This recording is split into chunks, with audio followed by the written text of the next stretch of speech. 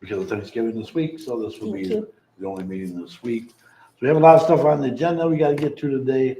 Try to get through it as quickly as we can, but there is a lot of stuff on there. We will have a public comment at the beginning of the meeting for agenda items only. And we'll have another public comment at the end of the meeting to address the board on other concerns. With that, I'll call the meeting to order. Prayer by Commissioner Barrios. I'll do the pledge of allegiance and roll call by Clerk Fenton.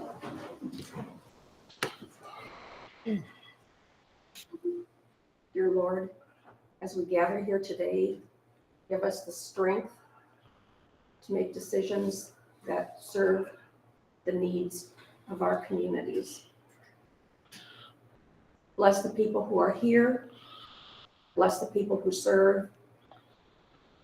Bless all of our employees who work diligently to create the best community for our residents.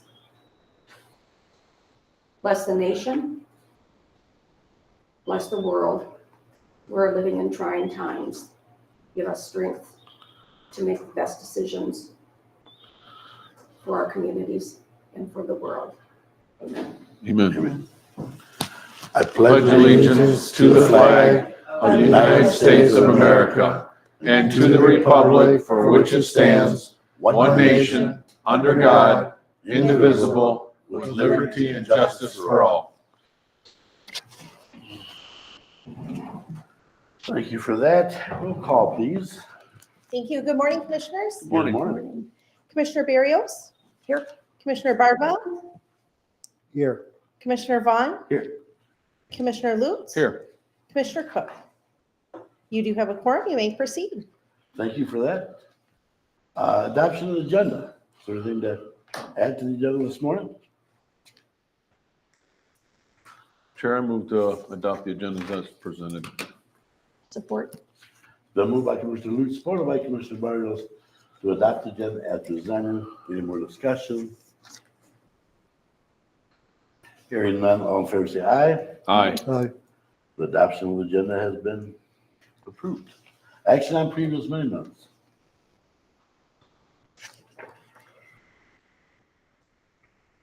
Chair, make the motion to move to adopt the meeting minutes from the November 13th, 2025 regular meeting and the closed session, November 17th, 2025 Finance Committee meeting, and the November 18th, 2025 regular meeting and the closed session.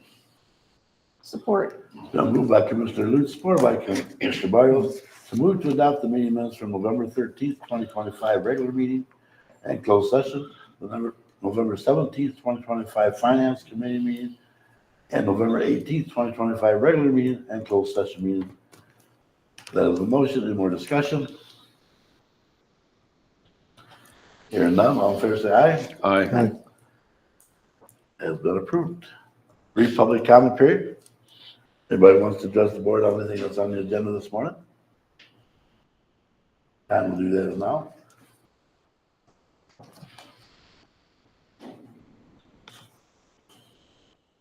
Anybody want to address the board this morning on the agenda items only? Time to do that is now.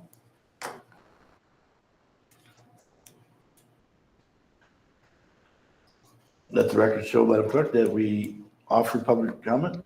We had no participants this morning. We have nothing on the consent agenda. So with that, we'll get into new business. Tuscola County FY 2024 cost allocation plan review. Ellen Gross,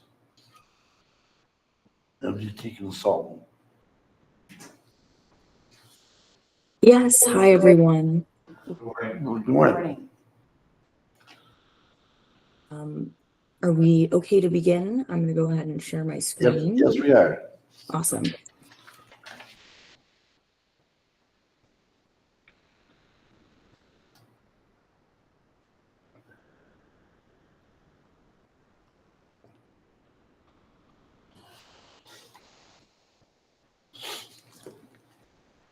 Okay, can we see my screen okay? We can. Awesome.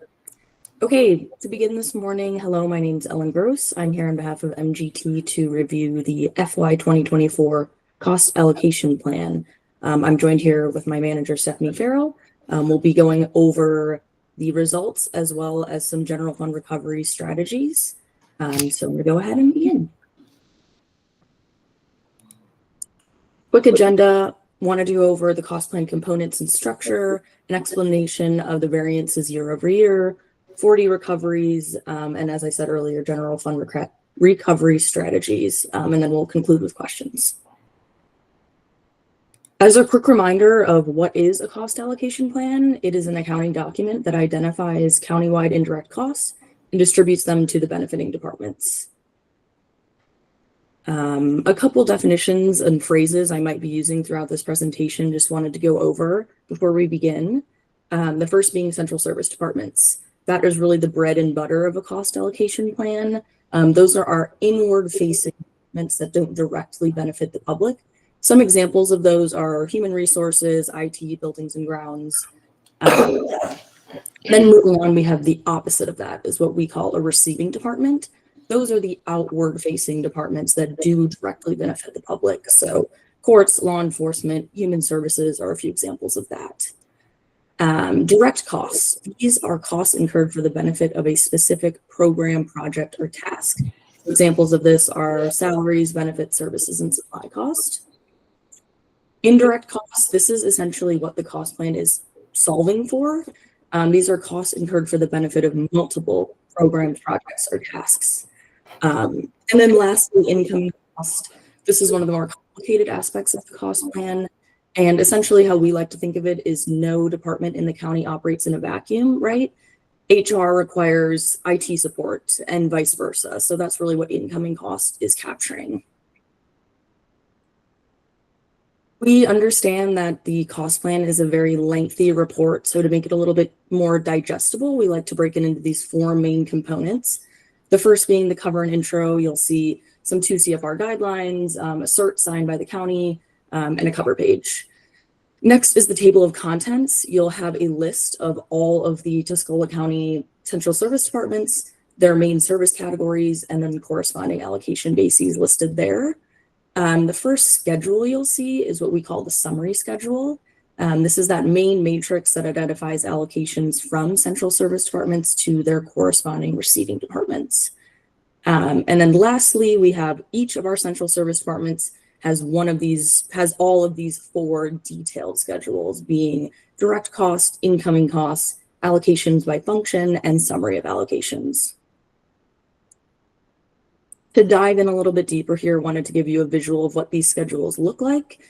So here's an example pulled directly from this year's cost plan. This is the summary schedule. You'll see horizontally listed all of these central service departments. Those are those inward facing departments. And then horizontally on the top are the receiving departments. Those are the outward facing departments. And it's basically a matrix of who's charging who what. So that's that first schedule you'll see in the cost plan. Next, we're moving into the detailed schedule. So each central service department will have each of these. This is pulled directly from this year's cost plan. I believe this is the security department. Listed on the left, you'll have your departmental direct costs. So our salaries, benefits, services, and supply costs. And then listed on the top are the functions. An easier way to understand functions is maybe main service categories that this department provides. For simplicity's sake, the security department only has one function, so all cost is pointed to that courthouse function. The next detailed schedule is the incoming costs. These are those allocations from one central service department to another. One thing I really want to hit on here is you'll see this $163K amount here. If you remember from the previous slide, it was only $151K. Essentially what this is capturing is we take our direct costs, we add our incoming costs, and then that total is allocated out to receiving departments. So that's that 11K being added there. Next, we have our allocation summary. We have our receiving departments listed here. Our functions in theory would be listed across. This department only has one function, so just for simplicity's sake, this 163K number should look familiar. Something I want to touch on here also is if we look at this number here, the 96K coming going to the unified court, if we go back to the summary schedule, and we find unified court and the security department, we'll see that 96K amount there. So that's kind of how all of those schedules connect. Moving on to variance year over year, starting out with GASB. Essentially, these are new accounting standards implemented. GASB 87 is for leases. GASB 96 is for software subscriptions. Essentially, the change there is we're no longer taking into account principal and interest costs, but rather amortization cost. So that's a little bit of a change there. Another thing we wanted to note is the Pure Storage software subscription purchase this year. This was not accounted under 96 standards. However, instead of adding in a one-time $300K charge to the cost plan, we decided to make our own internal amortization schedule, and we'll be depreciating this software over the next 5 years. Just in conversations with Erica, we determined this would be the best way to capture this cost and minimize major variance year over year. So those are the main changes there under GASB regulations. Moving on to computer operations, the IT department. This is in line with many other counties. IT costs are rising, so that was not a red flag to us. But there was an overall increase in departmental costs there, specifically in the service contracts account line item, as well as from the 244 Capital Improvements Fund. We take the non-capitalized IT expenses from that fund and add it into the computer operations department and allocate that amount out. The majority of costs from this function, from this department, is pointed to the network cost pool, which is allocated out to receiving departments based on device count. So on top of the increase in expenditures being allocated from this department, a couple departments also had an increase in devices. So kind of a compounding factor is happening here, where there's an increase in amount allocated out as well as an increase in devices. So those departments saw a subsequent increase in cost allocated to them. Lastly, the buildings and grounds department. There really wasn't much of a change in expenditures for this department. Specifically, there were no non-capitalized buildings and grounds specific costs from that capital improvement fund to be pulled in. So there really wasn't all that much change year over year. What was driving change is the time studies. These are filled out by buildings and grounds employees, and we use it to point costs to where they're spending the most time. So the courthouse, the extension building, and other property had an increase in amount of time spent in those buildings. Subsequently, there was a decrease of time spent in the Purdy building, adult probation, and the jail. So the occupants of those buildings saw an increase or a decrease based on the time spent of the buildings and grounds employees year over year. Those are the main variances year over year. Moving on to the 4D recoveries. There was a little bit of increase in cost being pointed to the friend of the court and the prosecuting attorney this year, mainly due to that increase in cost coming out of the computer operations department. Every department that has a device had an increase in cost ultimately. So that's really the main driver here. So as you can see on the bottom, estimated recovery amount, pretty in line with what we've been seeing the past 2 years, just with a slight increase this year. Before I hand it over to Stephanie to dive into general fund recoveries, were there any questions about this year's cost plan?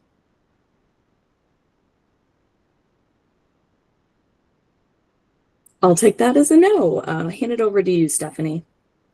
Thank you very much. We were informed that this year there is interest in using the cost plan for more than just its historical use in the Title 4D recoveries. This is common across many of our clients, trying to find more money to come into the general fund from programs that you are supporting. It's a very common use of the cost plan, and it does extend its use beyond just identifying what can be indirect costs on Title 4D for friend of the court and prosecutor.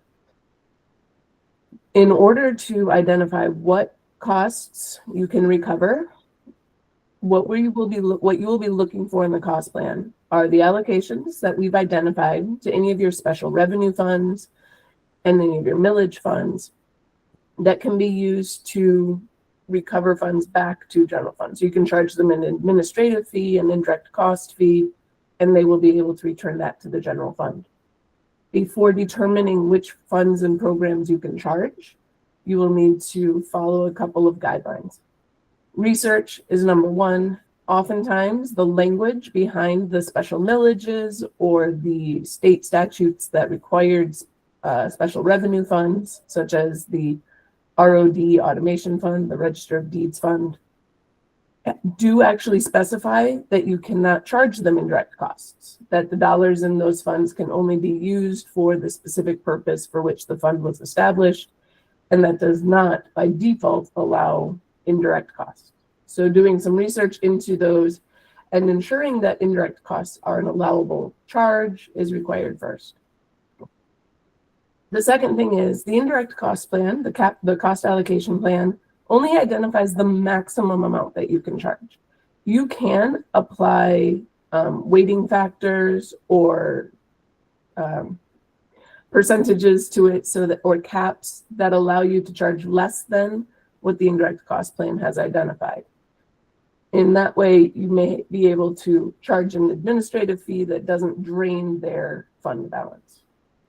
Any policy you determine on how you will recover funds back to the general fund must be consistent, equitable, and fair, just like the cost allocation plan itself. It is considered bad habit, bad choices to charge some funds and not others, with the exceptions of those that you are not allowed to charge because of how their statutes and millages were written. You can go to the next slide. Some of the things that we recommend for ways to find recoveries back to the general fund using the cost plan is looking at any user fees that are established within the county. So the clerk, the registrar, buildings and planning, animal shelter, recycling, these are all special revenue activities, even general fund activities, where you charge additional fees to the public for specific services. It's possible that it's time to take a look at how those fees were set and determine if they are identifying a large enough amount of the indirect costs of providing those services and readjust rates as needed to bring in the additional dollars that you're looking for. Grants and other funding, of course, is the next place to look. The cost plan was established and is used annually for Title 4D recoveries through Friend of the Court and Prosecutor. There are other grants and other funding sources out there.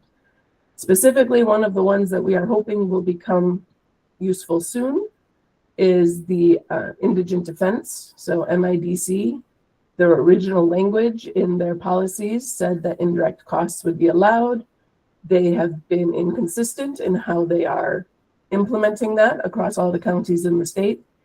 We sat in on a MIDC committee meeting in early October and spoke about the need to be equitable and fair, and how, since the prosecutor's office is able to recover their indirect costs, so should the indigent defense offices. So we're hoping to see some progress on that in the near future, and it's not the only place that you should be able to find that sort of funding.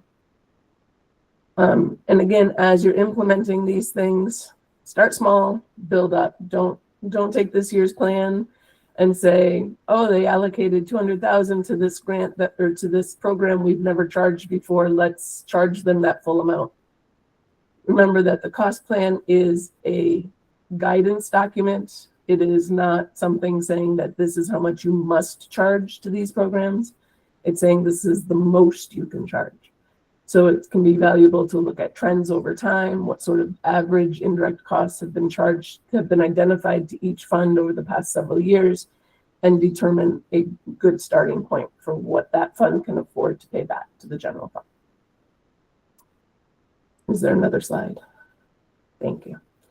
We did take a look at some of those funds, just as I was saying, that we would look at their average over several years to determine how much would be allowable for recovery. These are some of the larger funds that receive larger dollars of indirect costs.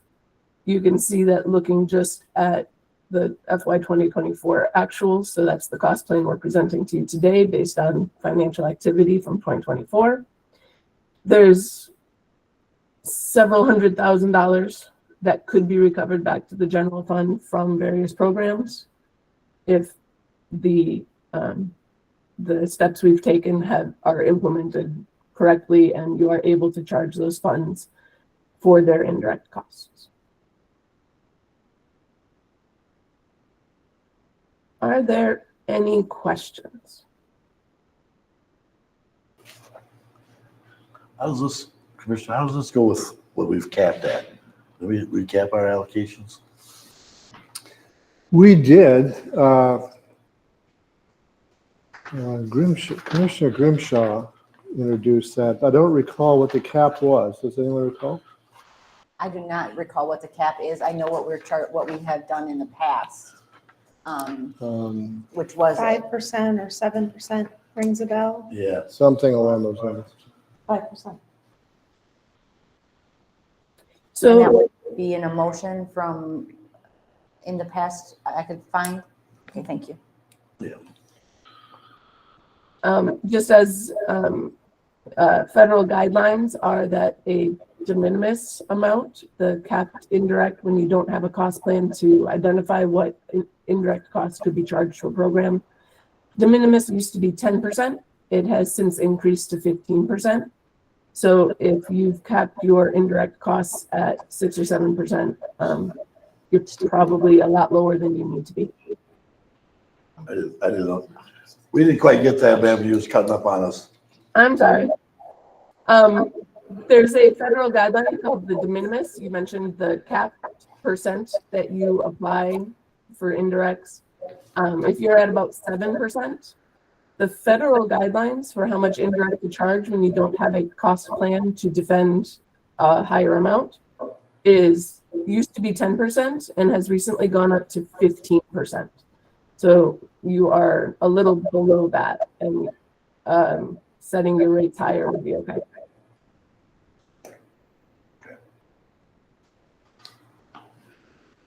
Any more questions for, I don't know. Since you raised that, Chairman, I was just curious, it's probably too early to tell. In that motion, if it's 5%, how does that affect what has been presented today? What's the dollar amount? I think what you would have to do is look at it and say what percentage is this allocation, which could be 6%, 7% to this department, you know what I'm saying? And then go back to see what the difference would be in what we capped. Some would pay probably more than what they're supposed to, and some would try to pay a lot less than what they're supposed to. So I think if we don't figure, we wouldn't really know what the difference would be until we go through the percentage of what each one of the percentage is.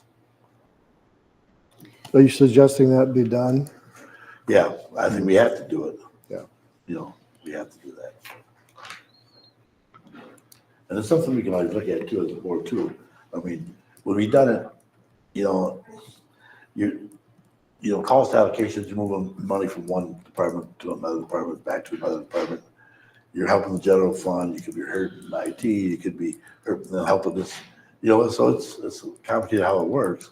You know, so it's really just moving money around. But yeah, but I know there was a motion on, I believe, of 5%. I believe it was 5%. So you'd have to go through the percentage of the allocations that are suggested that we do, find what the percentage is. It's my intention to review this now that we have the cost allocation plan and present that back to the board to show you what we charged in 25 for the previous year, and then get your recommendation and approval for next year.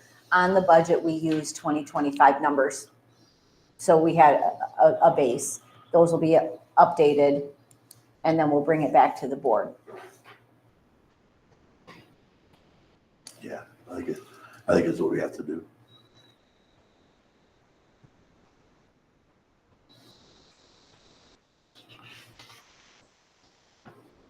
Any more questions for Stephanie? I guess I have one. With our cap being at 5%, as I understand, and the recommended at 15, that's a 10%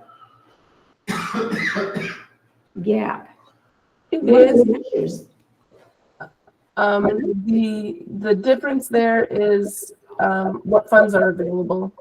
So it's 15% when you are applying against a grant.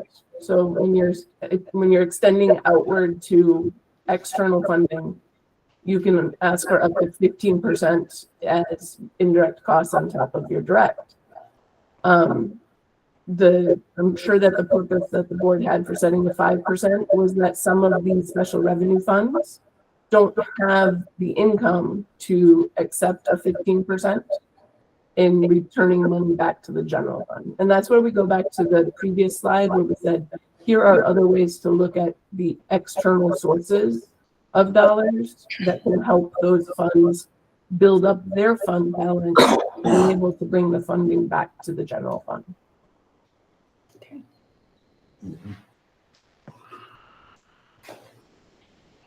Commissioner Barrios, how this was got into discussion back then was that there was challenges being brought to the board related to the allocations, indirect and otherwise, as being substantially more than department heads and others thought were reasonable. So through all that process, at that point, it came out as that motion to not to alleviate the perception that we were looking for ways to increase the general fund through stipends or allocations from the departments under the MGT plan with the indirect costs. So it's an interesting subject. It's quiet today. I'm a little bit surprised when I looked at some of the departmental indirects, but maybe more will be coming. The chair has indicated that and the controller administrator, that there'll be an analysis done and then brought back to the board with that. Once that motion's been confirmed, will give us an idea of the impact of that 5% across the board compared to what MGT is actually proposing. Would you agree with that? I agree with that. Okay. Okay, any more questions for Stephanie? I don't think we have any more questions, girls. Thank you so much for your time. Thank Thank you. Happy Thanksgiving. You have a happy Thanksgiving too.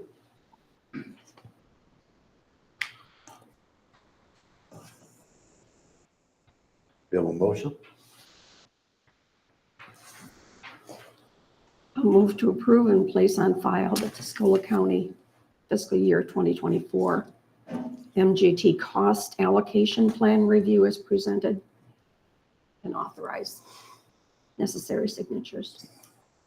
Support that. So moved by Commissioner Barrios, supported by Commissioner Lutz, to move to approve and place on file Tuscola County for the year 2024 MGT cost allocation plan review and presented and authorized all necessary signatures. There's the motion.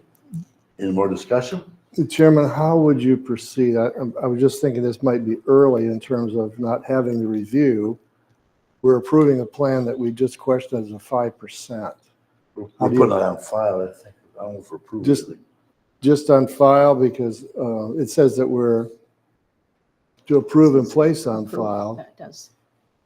Usually means that we've approved it and it is as it is. I'm just questioning that in the sense that we still have to review it. But I'm open to interpretation. Well, is Erica gonna bring back another motion? Well, we need Yes. to, yeah, because we need to look at what we allocated, what we made a motion on, what we I checked. guess that's what I took it as. So, And last year, but what Commissioner Barlow was saying, says move to approve. And that's where it could be the sticker, because we're not really approving this allocation plan, we're reviewing it. We're placing it on file. That's the key words, but Yeah, So just putting this on file. so, Yeah, that makes sense. So we Then- should you're good. amend the motion yeah, just to remove the approve and just place on file. Is that what you're recommending? Commissioner Barlow, will that work? That'll work. And then we have an Yeah. opportunity to review and then another motion, as Commissioner Lutz has said, to Yeah. approve. Okay. Do we need to remove all necessary signatures as well at this time? At this time, I think you probably would. So just a period after presented. Right. Yeah. And is that a friendly amendment, Commissioner Barrios and Commissioner Lutz? Yes, Yes. for me. Okay, thank you. So the motion would now read, move to place on file the Tuscola County fiscal year 2024 MGT cost allocation plan as presented. Yes. Yes. Yes, okay, thank you. So that would still be motioned by Commissioner Barrios and seconded by Commissioner Lutz. So moved by Commissioner Barrios, second by Commissioner Lutz, to move to place on file the Tuscola County fiscal year 2024 MGT cost allocation plan. Any more discussion? Hearing none, all in favor say aye. Aye. Aye. Motion has been approved. Number 2, Michigan Assigned Council System, MAACS, Erica Dibble. Good morning. I received a request from Judge Gerhardt. The state of Michigan has changed how the appellate court attorneys are paid. Formerly, it was our chief judge, Amy Grace Garrett, would approve those invoices and they would be paid out of her budget. However, October 1, 2026, they changed and they're going to do a similar thing as to the MIDC.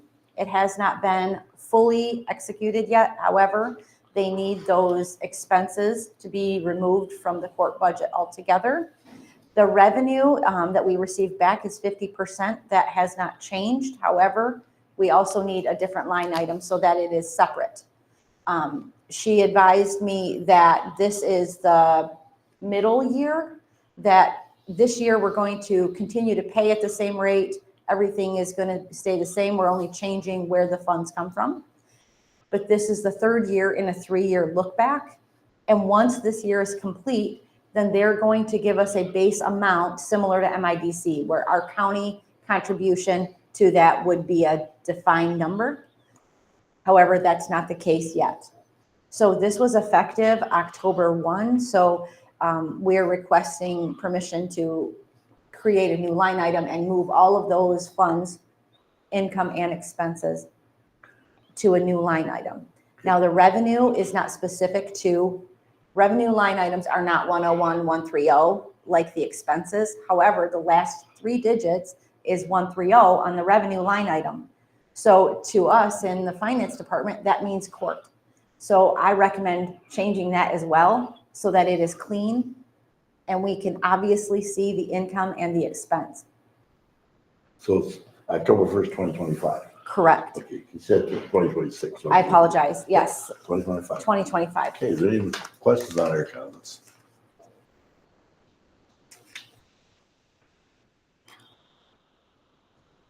Mr. Chair, I move to approve the recommendation of Judge Amy Grace Gerhardt that the expenditures in the state of Michigan reimbursement revenue for appellate attorneys be removed from the unified court budget and placed in a non-unified court line item for the expenditures and revenues in the general fund, effective October 1st, 2025. Also, all budget amendments are authorized.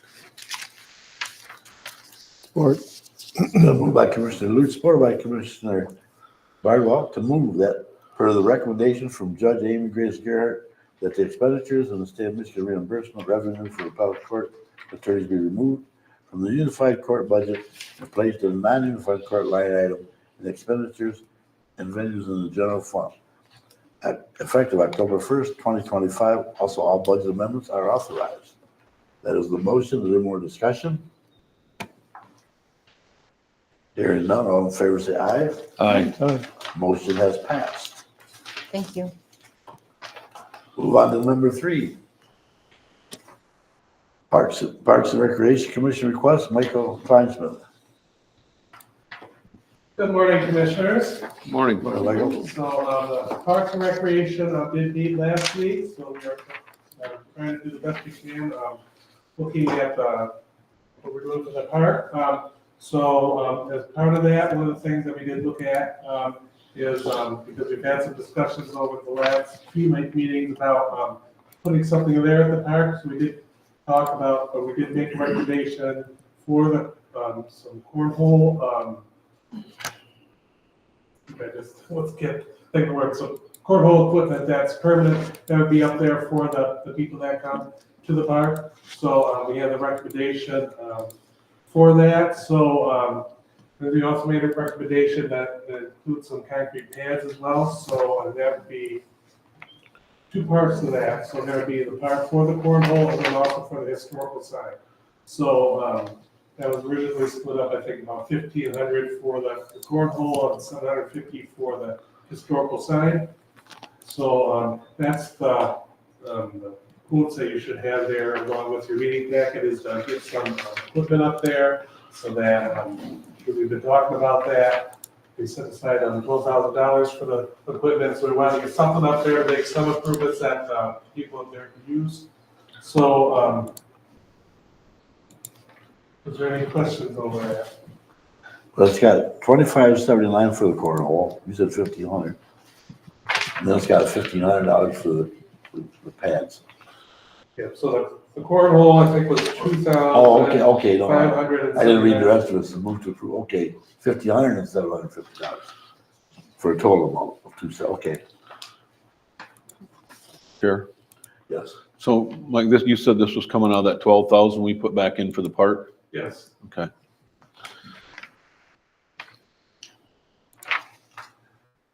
Any questions to Michael on this? We did allocate some money for them to do some improvements. This is where the money's coming from, part of that allocation. That's before the $12,000 that we set aside, so we haven't used that yet, so we want to get something up there at the park.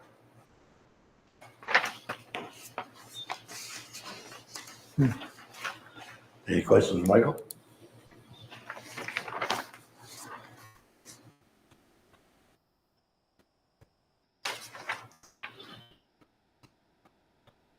So just to reiterate, the funding is already there. Yeah, we set some It's funds just- aside. That was that 12,000 we put back Yeah. in their fund. Or, We put it back. Well, we put it was in back. their fund balance. right, it was in their fund balance. Mr. Chair, I move to approve the cornhole equipment for Vanderbilt Park with Dottie in the amount of $2,579 to move to, That's going to be a separate. is that a separate one? Okay, Yeah, I'm those are sorry. separate. Yeah. I'll approve, support. Thanks, Gordon. Yeah. Then moved by Commissioner Lutz and supported by Commissioner Barrios to move to approve the cornhole equipment for Vanderbilt Park with Dottie in the amount of $2,579. Any more discussion?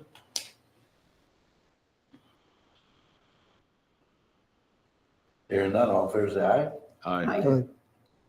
It has been approved. Do we have another motion? Yes, Commissioner, I would move to approve the 2 cement pads for the cornhole boards with Creative Concrete in the amount of $1,500 and $750 for cement for the historical sign.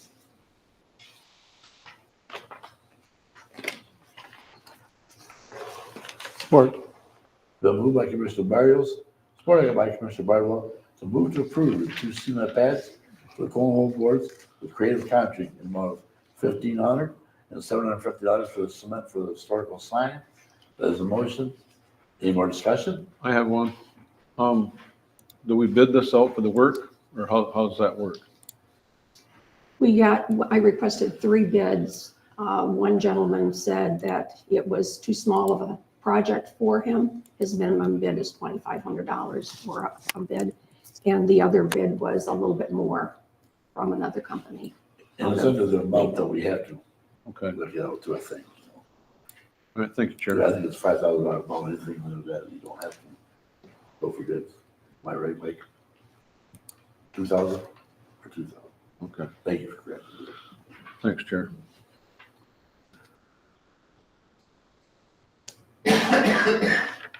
So it's been moved in by Commissioner Barrios and supported by Commissioner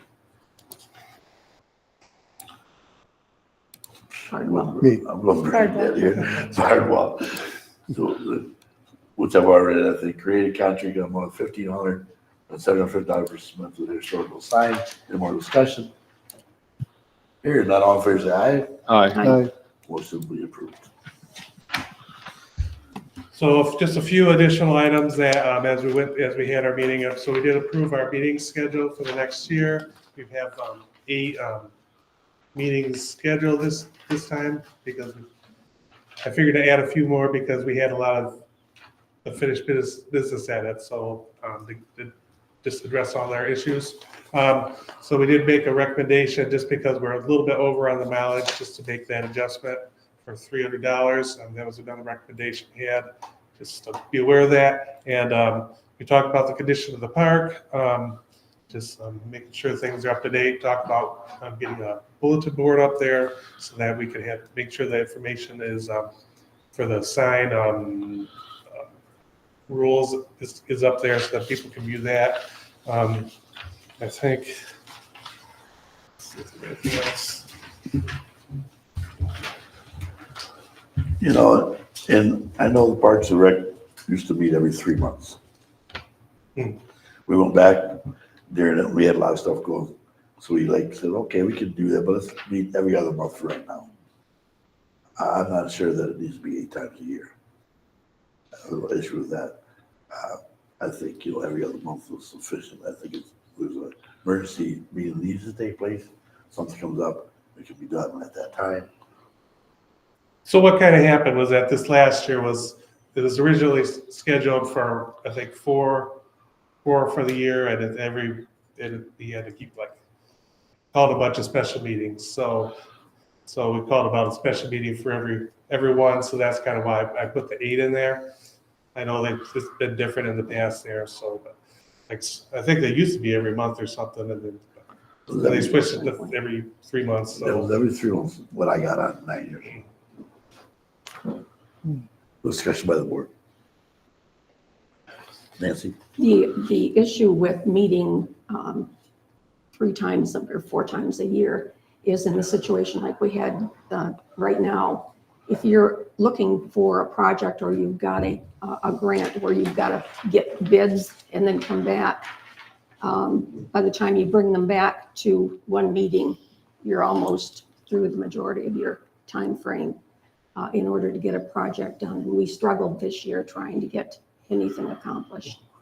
And that's why I said, 6 times a year, which is every other month. Mhm. But again, well, I mean, it's what it's adopted. The reason we did that was because the last couple of years, and I appreciate the work that Nancy and Mark has done. I mean, now we have a couple more people there. There's been a lot of work to do, a lot of things that we haven't even been able to address because we didn't have the meeting time. So even our last meeting we had in October, it's like we weren't able to finish our items there. We had some important items to discuss. So, I mean, that was just because there's been a lot of things to discuss. So that's why to put that for 8, just because there's a lot of things for discussion that we could review, so. I think that's mainly what, the other thing is that there's a question a few months, I think in October, asking about the Spicer Group. So they did send us original bill, but we did meet with Spicer regarding the site plan for the kayak launch up on the Cass River. So we met with them shortly after in October. So, and they said, there was a question from the board here about how long that would take. So Spicer did indicate at that time that they would get us something around mid-November. We are waiting for that. So the idea is that I'm thinking that this is going to be probably just a few more months and we'll have something from them so that we can then let you know about that, what we have for the site plans. Excuse me. back to approve the place to file their meeting schedule. Bart? So they're paid, Chairman, they're paid per diems? Per diems are basically funded by the county, Comes out of their budget, which we allocate. which we allocate. Okay. Is that a concern? I mean, I'm not much familiar with Well, Parks and Rec, It's a but little concern. I mean, it's not a big concern. I mean, when they were meeting every 3 months, it was was fine, but then when you start meeting, this year, I don't know how many times did you guys met this year? You don't know, Mike, off the top of your head? It's been about 8-ish, I think, Yeah, so, yeah, 8. so. 8 or 9 times anyway, I don't know. Mhm. You know, that to me gets a little considered when we meet that much. Hmm. You know, unless you got pressing business to take care of, we don't wanna stop, you know, for business.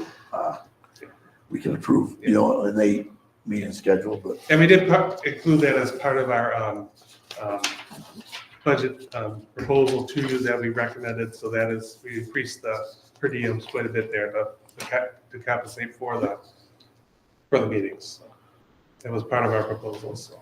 you did what? As part of the budget proposal that we recommended to you, that there's a significant increase in the amount for the board meetings, so that's part of our proposal that we made for this coming year. Good luck with that. What was the increase that you're talking about? As for our budget for what we're proposing for 2026, I don't have it in front of me, but we talked about for our budget for the Parks and Recreation for next year. So we set, I think, $6,000 for that amount in our discussion that we have in our recommendation to you. So as you're going through the process of setting up the budget and stuff, that To is, accommodate those additional meetings. yes, But the per diem amount is the same. Right. yeah. Okay. Oh, okay, okay. That's what I was. Yeah, that's, I was in the same place you was. I said, wait, the Well, amount's the same. I believe the per diem amount is tie-barred into your per diem amount. Okay. So the Right. per diem would not be Right, I'm able just to want to be, make sure they yeah. didn't request, I appreciate that because I was Yeah. questioning that as, because then you're looking at all per diems. Yeah. You know, at that point. So, okay, let's get back to, the, if I can ask one question, Schedule. does their bylaws allow for an electronic vote? Whereas Commissioner Barrios was concerned about timeliness for, you know, a bid or a contract or something. Does their bylaws allow for an electronic vote? yeah, and again, I'm not expert on this part, now, but I think they're like any other board that you're not allowed to do that, you know, no matter what your bylaws would say. If that was the case, I'd change our bylaws right now. I'd be heading south. Yes, the Board of Commissioners is definitely different. I'd change that program right now, I'd see you later. I go at 2:00. That number is subject to the Open Meeting Act and all that the public has to be aware of your decisions, so that's. I would think, but let's something to look into. Okay? Any more questions by the board on their meeting schedule?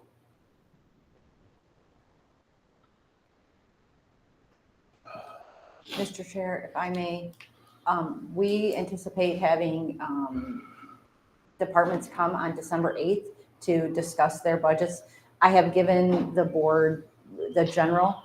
However, on December 8th, we may ask you to come back if they have questions about your specific budget request. Okay.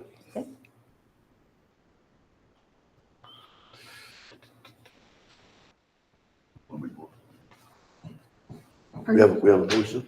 Oh, yeah, I'll make a motion to approve and place on file the 2026 Parks and Recreation Committee meeting schedule. I'll support it.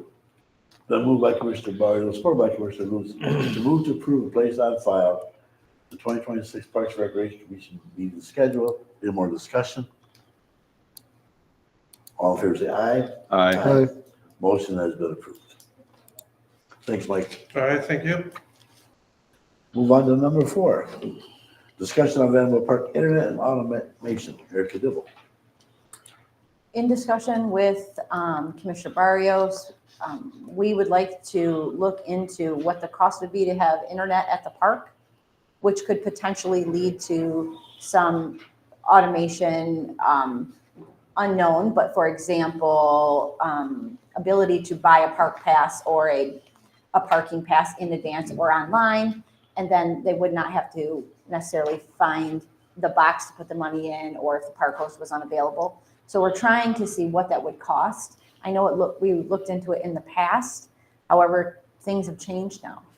So, but we did not want to move forward with even getting a quote and asking our chief information officer to do some research unless it was something the board would entertain. I'd entertain it because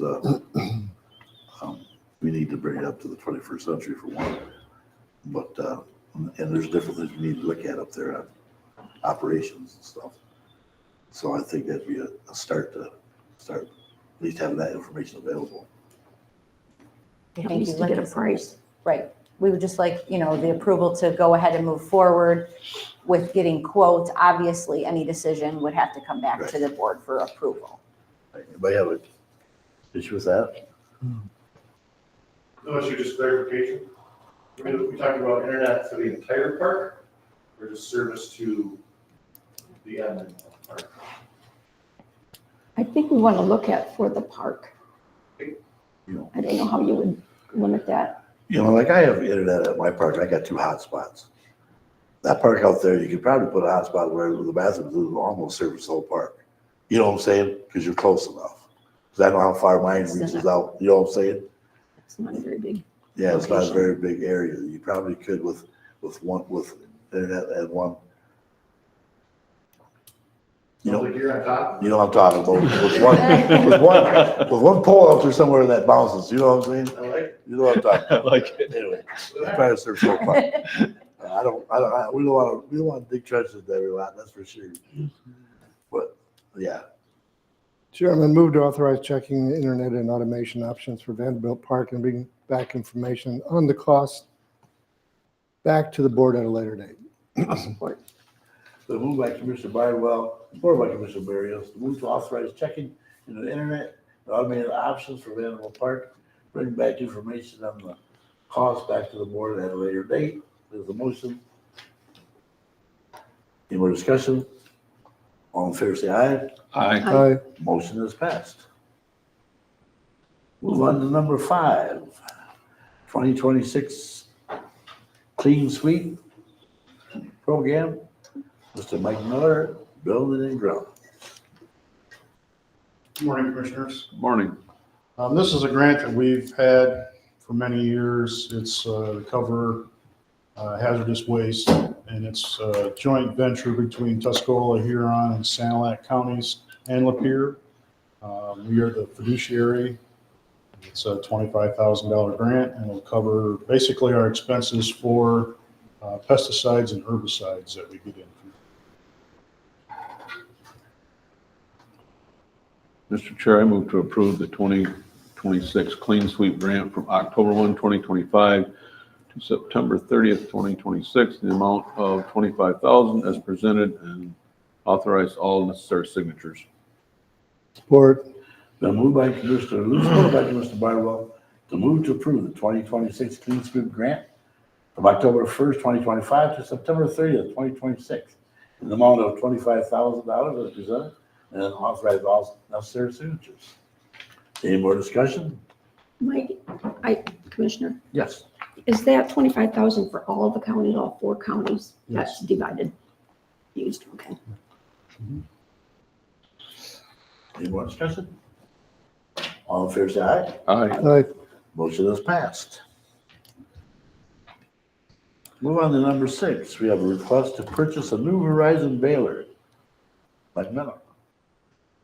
So this is a request to buy a new horizontal baler for recycling. Actually, it's not new. It's going to be a refurbished baler.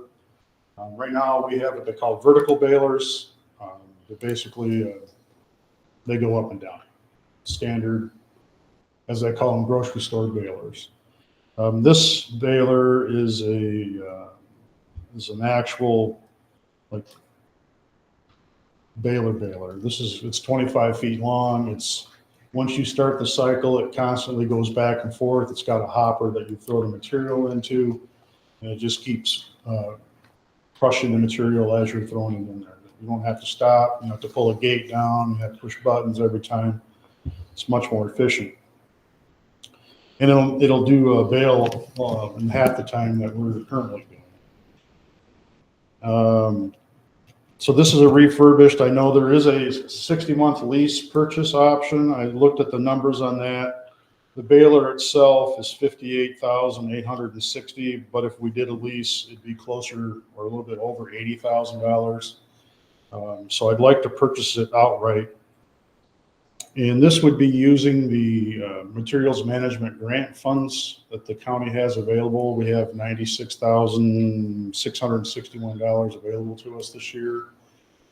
And based on the comments that I've been hearing from Eagle, and if Commissioner Lutz would like to speak on this, he may.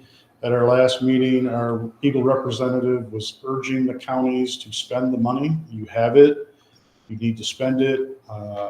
Because will it be there in the end, is basically what he was saying. And I've heard this from more than one Eagle person, that these grant funds, you have them, you better spend them. State's facing budget issues, there's a pile of money sitting there and it's not spent, state could take it away. So I am proceeding to try to do that. This would be for a 25 grant year. And the total with the electrical hookup. So basically what I need to do is to get this baler in our building, I need to move 4 balers and put them on the other side of the building. So I need to move, they're gonna move those balers for me. And then I need to have an electrician run new wires to those balers and then wire this baler. So it's gonna be quite a process. So all in total, including the electrical, is going to be $77,340. And this would be all through our grant funds. Now, we have to front that money. The recycling would front that money, and we'd have to request reimbursement. If the board approves this purchase, what I would then do is get with our Eagle representative, and I would have to file an amendment to our current budget and then put this in there. And then that amendment would come back to this board for your approval, and then it goes to the state for their approval. So there's still a couple of steps left to do this, but the initial step is for this board to approve me purchasing the equipment. Then I can tell the company that we have an agreement to purchase, and then I just need to do the amendment with the state, which I've been told from Eagle is not going to be an issue. So that's what I'm here to request.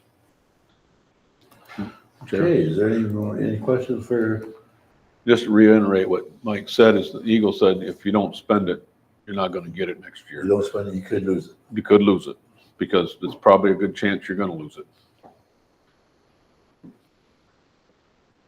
Mr. Chair, I move to approve the purchase of a new horizontal baler recycling for the total cost of $77,340 to be paid through our materials management plan MMP grant. Support. The move by Commissioner Lutz, supported by Commissioner Barrios, to move to approve purchase of a new horizontal baler with recycling of total cost of $77,340 to be paid through the materials management plan MMP grant. Any more discussion? Hearing none, all in favor say aye. Aye. Aye. It has been approved. Thank you, Commissioner. Move on to number 7. Council of Aging appointment. Jody Fang, County Clerk. Good morning, Commissioners. We do have one application that we have received to fill a vacancy on our Council on Aging. I believe this will still leave potentially one more vacancy on that council, but it is a start in the right direction. So I just ask approval of Roberta Schmeck. Schmeck? How you say it last name? Schmeck? Schmeeks. I was gonna butcher it, I know that. I think I might have as well. I don't know, she spelled my name wrong. It was close. Chairman, From just by one letter. move to appoint Roberta Schmeck to the Council on Aging for a partial term expiring December 31st, 2025, and a one-year term beginning on January 1st, 2026. Support. The move by Commissioner Bidwell, supported by Commissioner Lutz, to move to appoint Rebecca Schmeck to the Council of Aging, a partial term expiring on December 31st, 2025, and a one-year term beginning on January 1st, 2026. That is a motion. Is there any more discussion? Hearing none, all in favor say aye. Aye. Aye. Motion has been approved. Thank you, Commissioners, and I will take the applications back.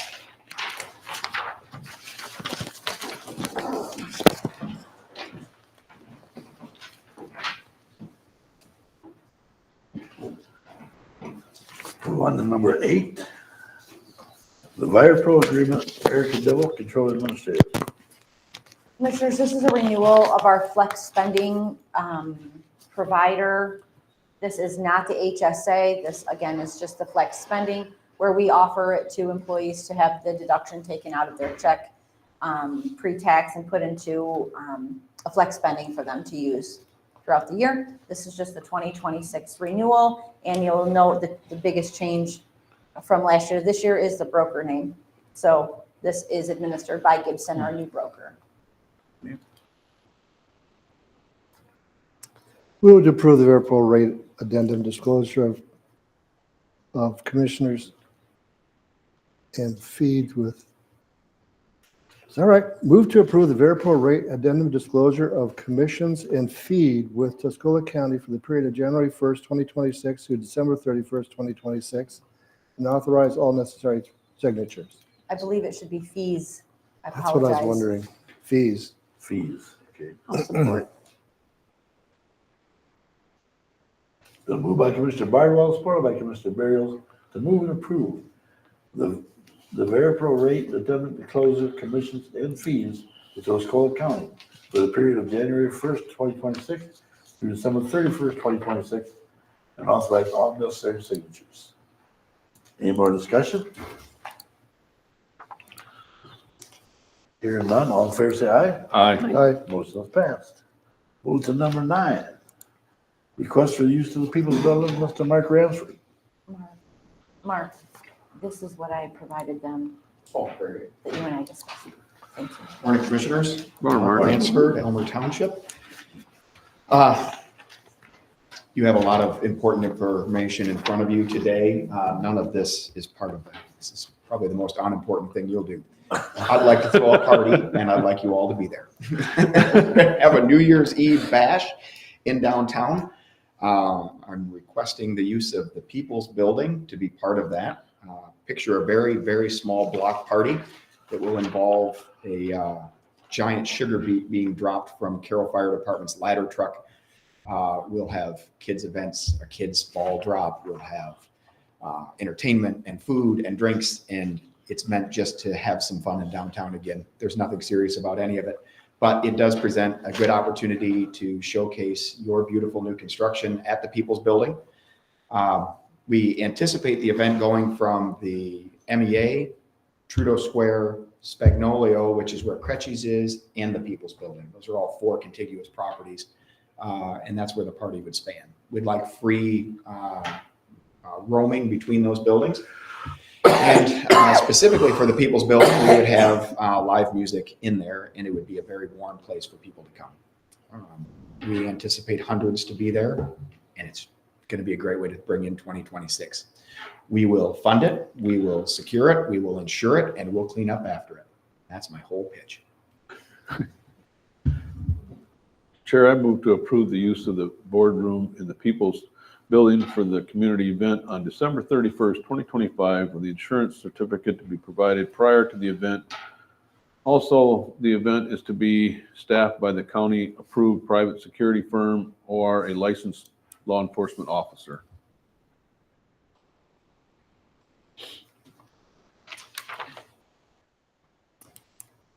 Support. So moved by Commissioner Luke, supported by Commissioner Barwell, to move to approve the use of the boardroom in the People's Building for the community event on December 31st, 2025, with insurance certificates to be provided prior to the event. Also, the event will be staffed by the county-approved private security firm or licensed law enforcement officer. As the motion, any more discussion on this? Chairman, I do have. I thought you might have something you Seemed wanted like it to was say. going so smoothly. Refresh your coffees, everyone.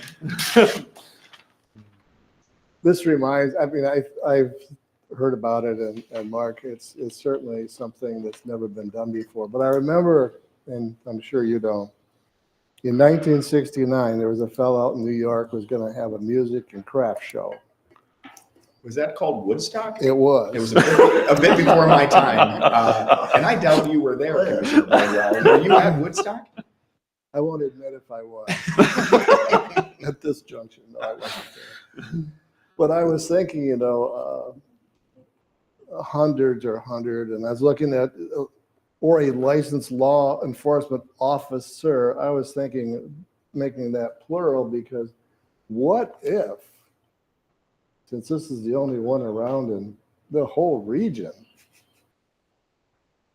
it turns out to be a mini, I'm not saying 7 days or 6 days worth, but it could be overwhelming. I'm sure you've considered that. I think there's maybe nothing we would enjoy more than being a victim of our own success and having too many people to fit at a New Year's Eve event with all the shenanigans involved in it. We do have, so the event is endorsed by City of Carroll, Carroll Police Department, Carroll Fire Department, Downtown Development Authority, the Chamber of Commerce, the Tuscola Technology Center, which is building this giant sugar beet that we're dropping.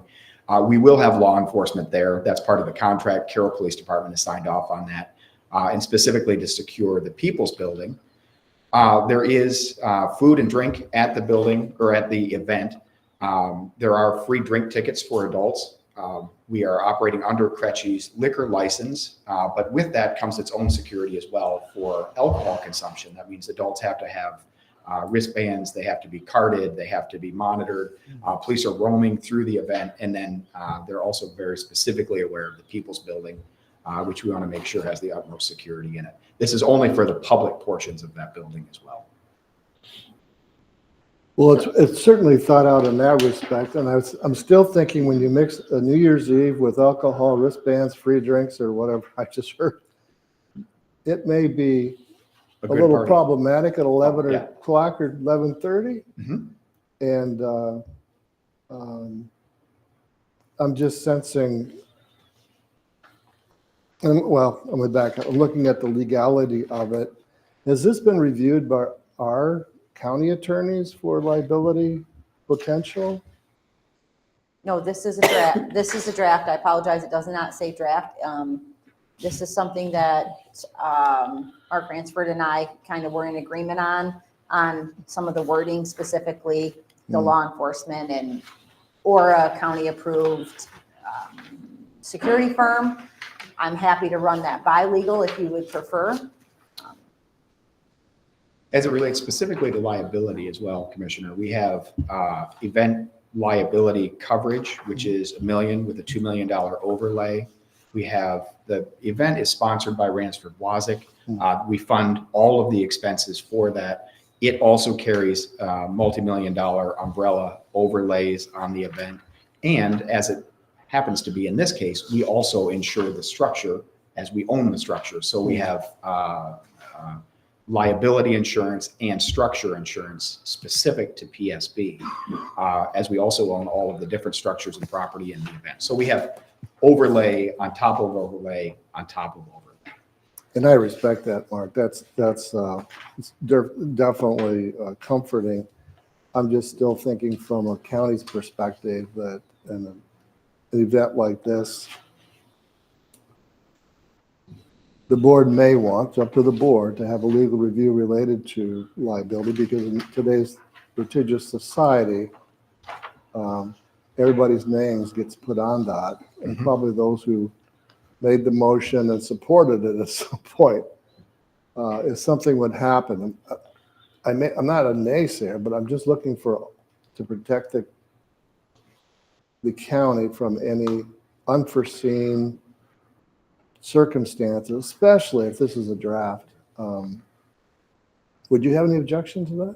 I don't, except for timeline. My concern would be, of course, we're open to whatever suggestions you have to limit any liability of the county. This is not a county event. It's use only of the space, which I think mitigates a great deal of any risk that you might have. But the only concern I would have, as we try to create this event, we need to know where we can do it, what the event looks like, the scale of the event. That changes if the People's Building isn't part of it. If the county chooses not to, I mean, that'd be okay. But, for planning purposes, if we had a 2-week review from legal, I think that would change how our planning went. I wasn't anticipating, I was anticipating having a negative response, but I was anticipating some type of assurances from the county. And you're right, it is, you own the building. The perception of the public could be different. I don't know.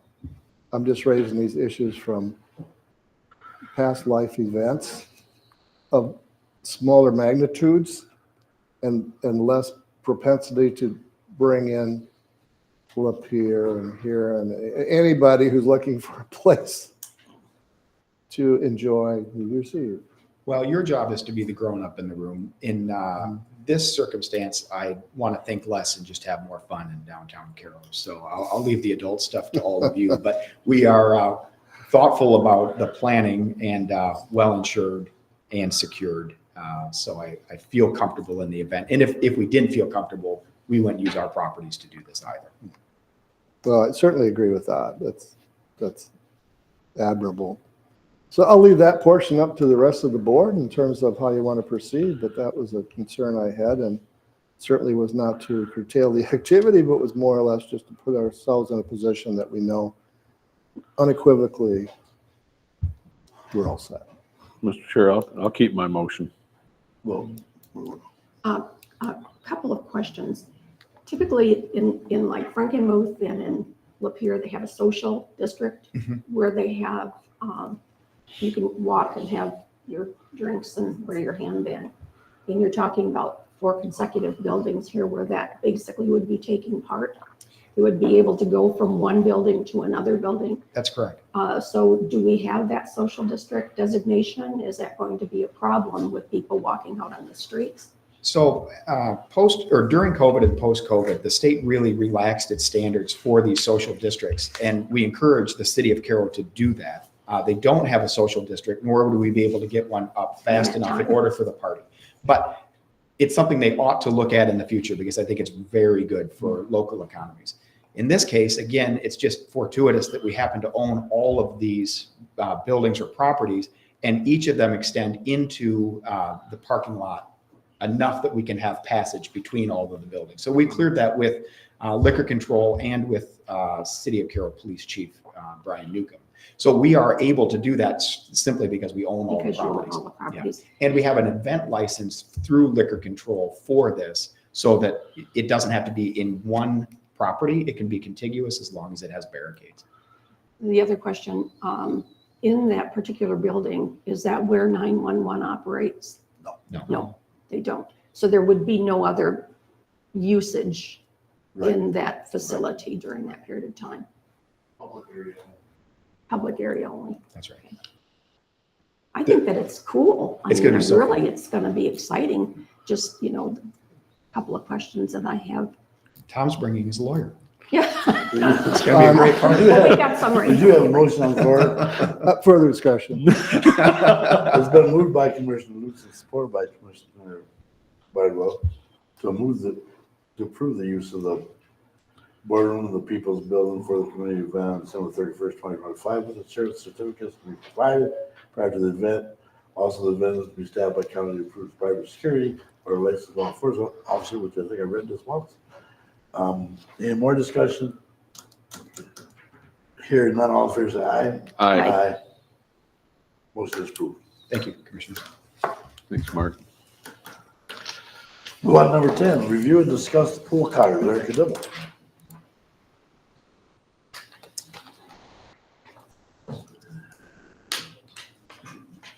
I was working with Director Miller regarding our pool cars. As you know, a month or 2 ago, we had the Ford Fusion that was totaled, and we received the payout for that. I believe it was $13,500.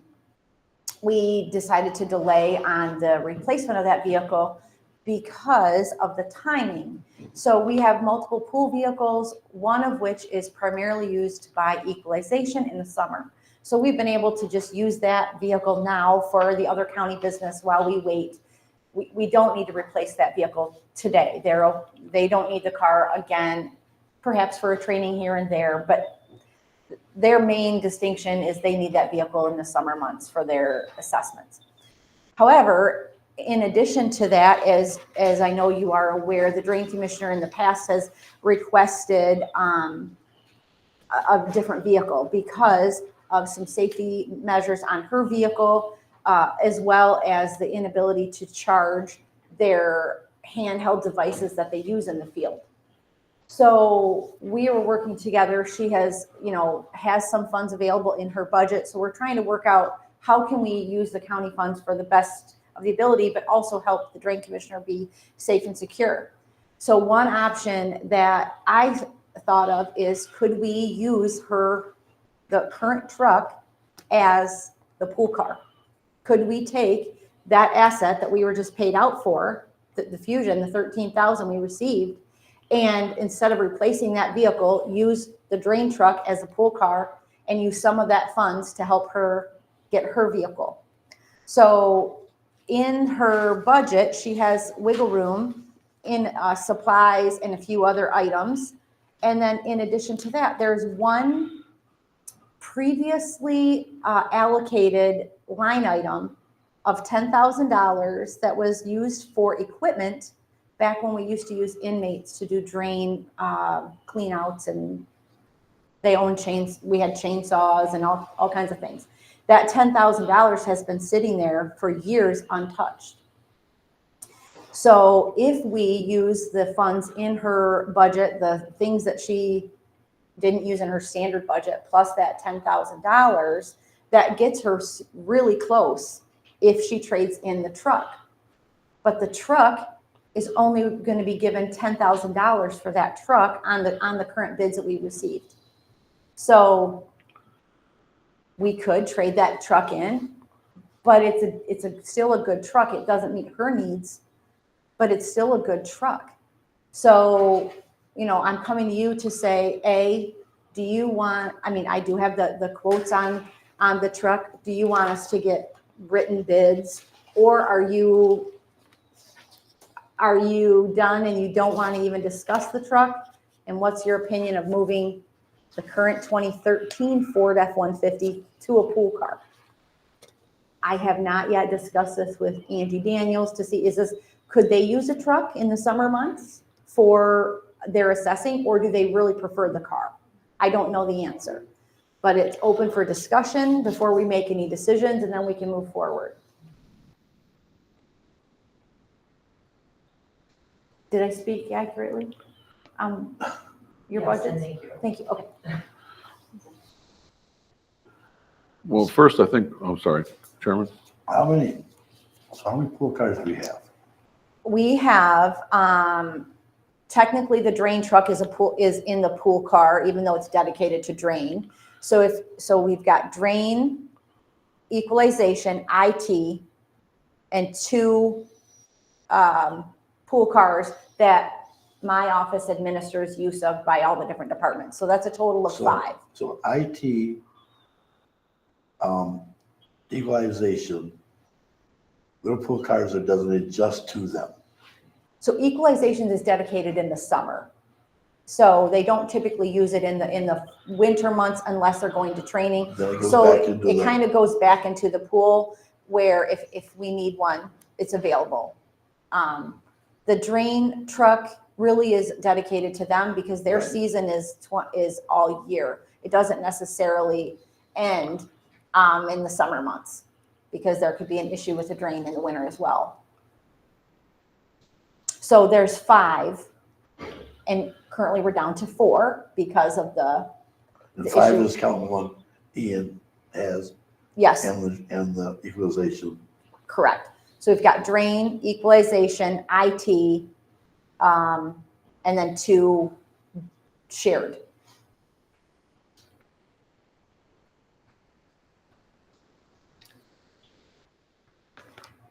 What are the ages of the vehicles that are in the pool? The one is 2013, the drain truck. The drain truck is 2013. There's 2 terrains. One is dedicated to IT. One is dedicated to their standard pool. The terrains are 2024. The Malibu, that is typically dedicated to equalization. 2004. Thank you, 2004. And then the truck is 2013.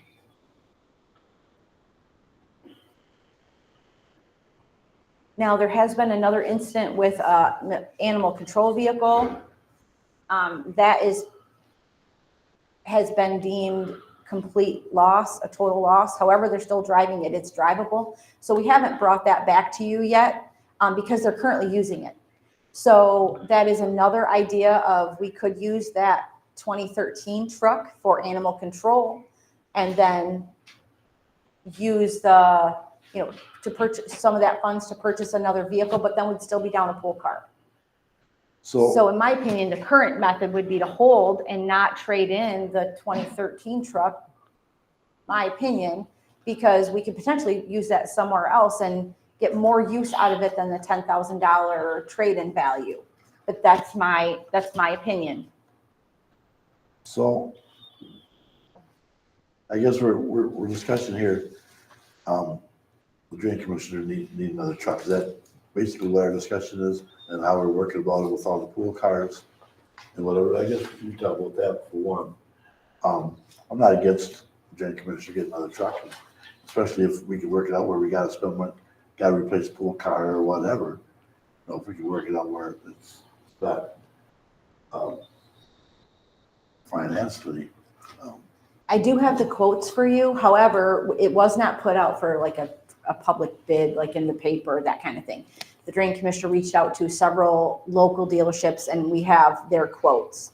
So I didn't give them to you yet because if your discussion is we're not talking about that, then I didn't want to provide those to you now. If you'd like to talk about it, I can give those to you. Or if you say, no, we need an official bid. We need to put it in the paper, like you would entertain the idea and you would like us to put it in the paper and do all of the bidding process, we're happy to do that. I just need guidance from you. What would you prefer? I know that you have to get bids if it's over 2,000. Does that mean, Director Miller might be able to help, does that mean that we have to post it in the paper, or is the drain commissioner calling the different dealerships to get prices adequate? Does that fulfill that obligation? So there's been discussion with the board for several occasions on this topic, and at the direction of the board in the past, Chairman, the discussion was. would you have me? You have to go up. You have to. Sorry, Dear Drain Commissioner.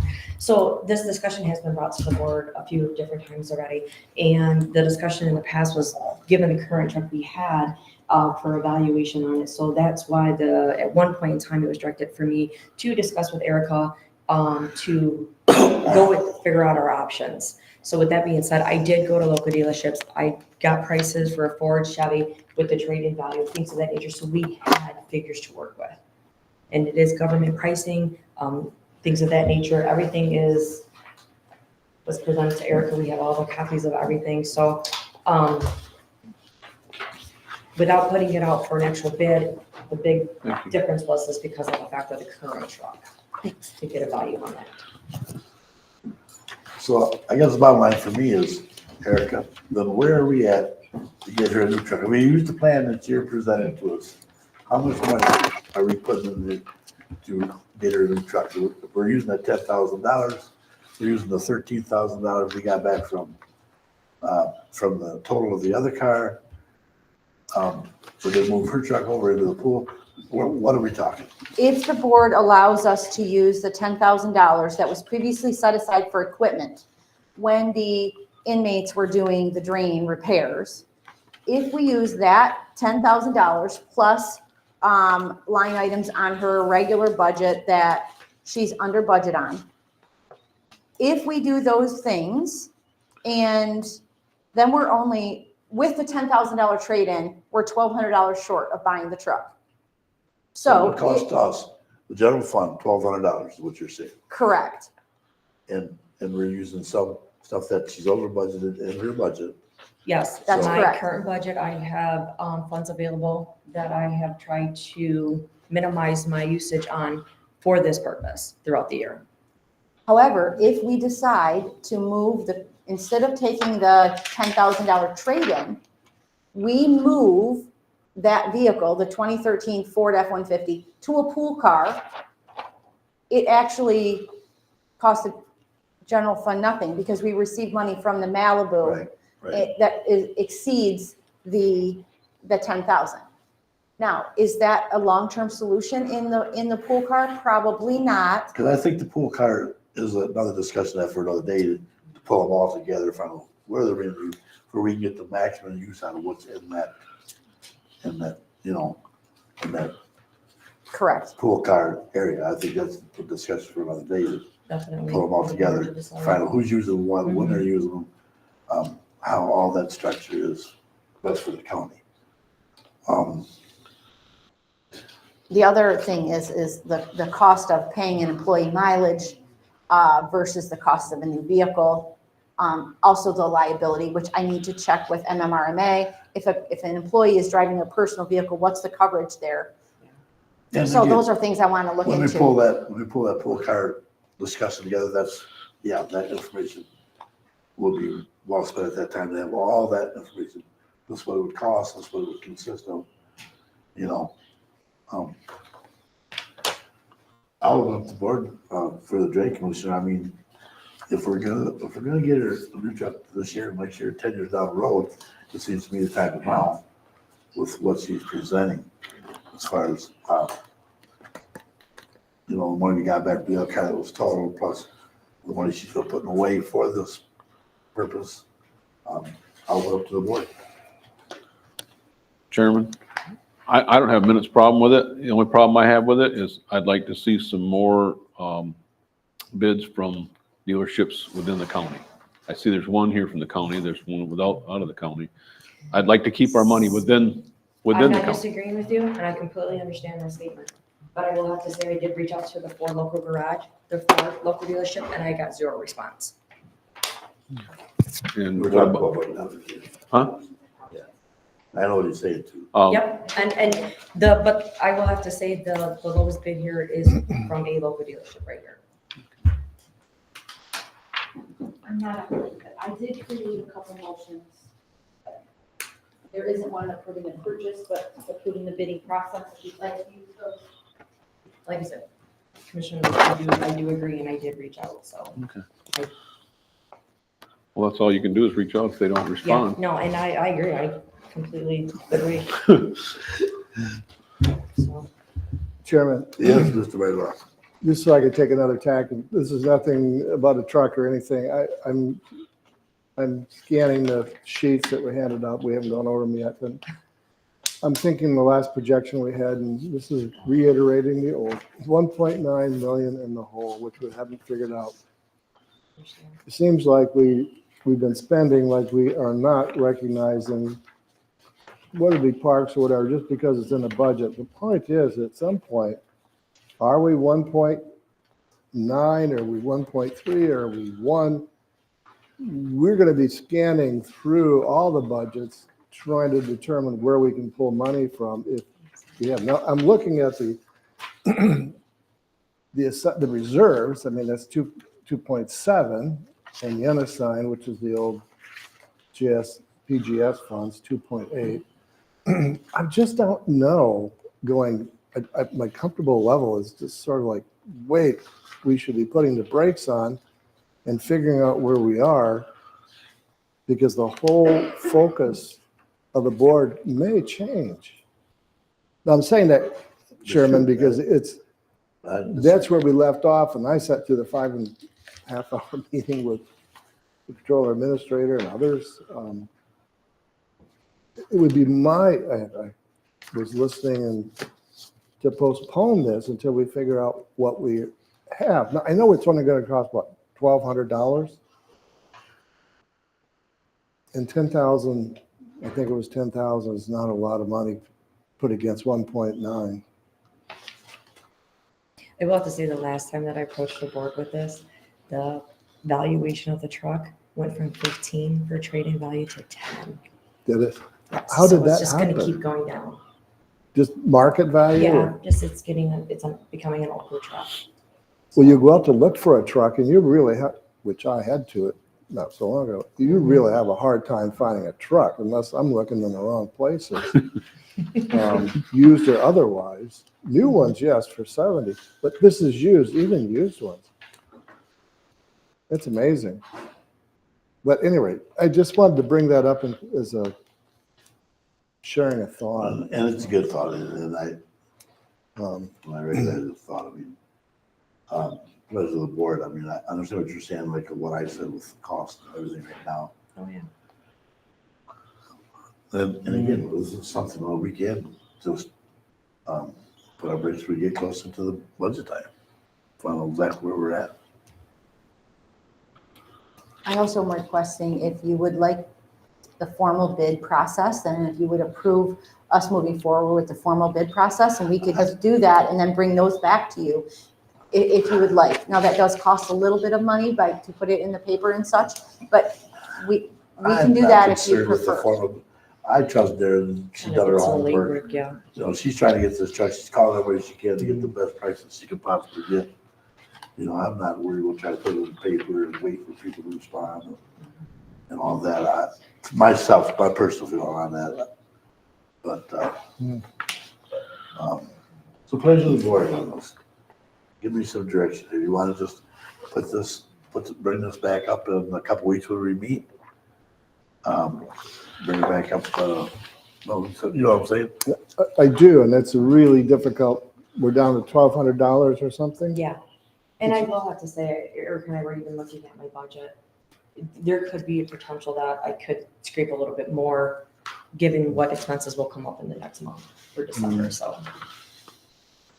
So she's trying to, she can like, to, make this happen with her help and going into her budget and trying to cut everything that she could possibly think of that she could.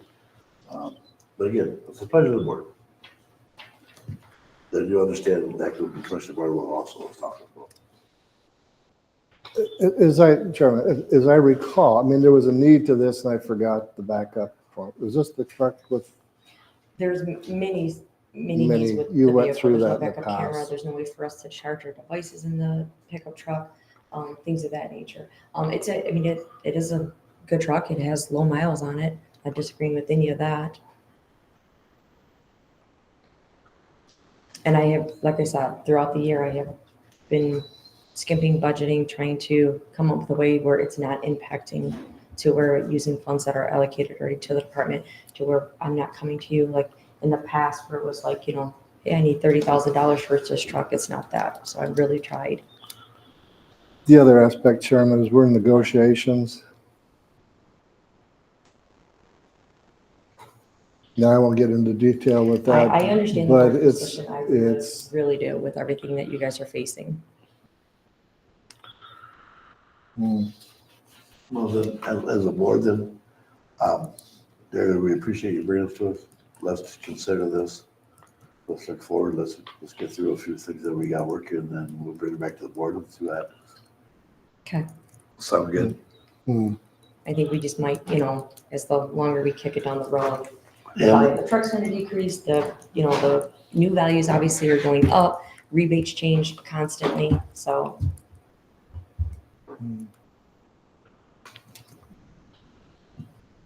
Pleasure of the board. I mean, and with working with Erica to find like she indicated with these equipment funds that were dedicated to the drain office, utilizing those funds has made a huge impact to be able to make this very, very reachable. And this vehicle would be designated for the drain commission. yes. Drain commission. And this does include things that were necessary, needed, like a bed liner, tonneau cover, things, it's all in there, so. So you'd get a light bar on that one too? It is not in there. Through the Chevy deal, they don't do that. I will have to come up with. I have spoke to Lapeer County Drain Commissioner. He had a light bar that he got installed or purchased through Amazon. It said it was really cheap. I was going to check into that, but that is one other additional option that will need to be placed. But I think that would be very minimal cost to where it could come in the near future. Chairman, may I ask another question? Yeah. Jared, and this for the board, let's say that a truck is not purchased. Give us a word picture of what that means to you. So I will have to say, when we go out in the fields, we're not on just the paved roads or the crossroads. We're in the middle of sections. We're in the middle of fields.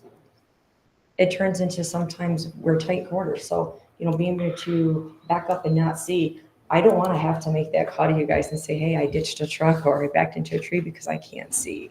It's just some features of that nature. Then plus, obviously, our iPads are not chargeable. I have to use like 3 different cord adapters in the truck to be able to charge our iPads, which are a huge essential option to us when we're out in the field.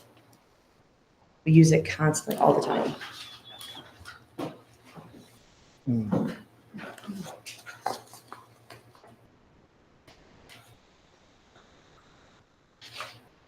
I appreciate your guys' thoughts into this, if you guys would consider it.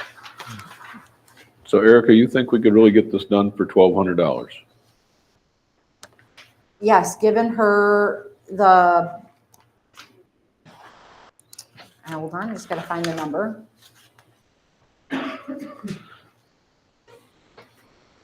If we trade in her truck and we use the budget amendments and the $10,000 that has been in that fund. Now, the problem with using that is it is in the revolving fund, but it was allocated for equipment. So that was before my time. I asked Clayette, honestly, if she remembered when it was allocated, it was before Clayette.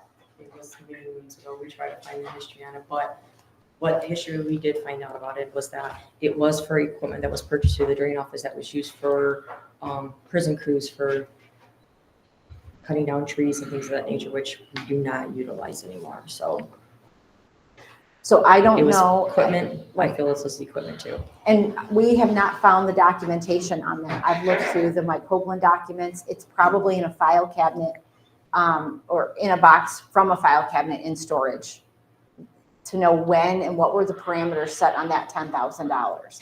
So it's currently set in that revolving fund that, we pay things from, and then then Dara does her invoicing out and the fund gets replenished. It's a revolving account. So yes, provided we use that, yes, we could do that for $1,200. Now, it would be less if we decide to take that truck and make it a pool vehicle, because we're already received the 13.5 from MMRMA on the Fusion, but it's just sitting there because we haven't replaced the Fusion yet. So, but there's positives and negatives to taking that truck to make it a pool car. It is going to be higher on gas, but it's also going to be, if equalization needs to do something and they need a 4-wheel drive vehicle, they could use that. So there's a lot of items to consider. In addition, with the vehicle that's down from animal control, which we haven't brought to you yet, it's potential that they could use it, the truck. And, if we were to take the total on their van and we take 100% of those funds, potentially animal control could use this truck. So I do caution trading it in for $10,000 because I don't think we could buy another truck of equal miles age for $10,000. However, it's not my decision to make. Those are all the things. I only provided 2 motions. Obviously, if you'd like to do something else, we can create one. One was to open up the bidding process, if you would prefer that. Well, the discussion is either we do it or we put it on hold, so. Right, if we put it on hold, that's correct, then I can definitely make one for the next time, or when we have the department discussions on December 8th, or we can wait until the budget is finalized and make a decision towards the end of December as well.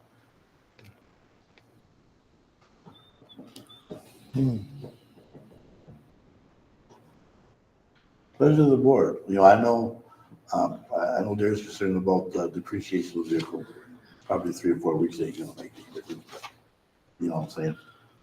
So if you're gonna put this on hold for 6 months, yeah, then we have an issue. Pleasure of the board, whatever you want.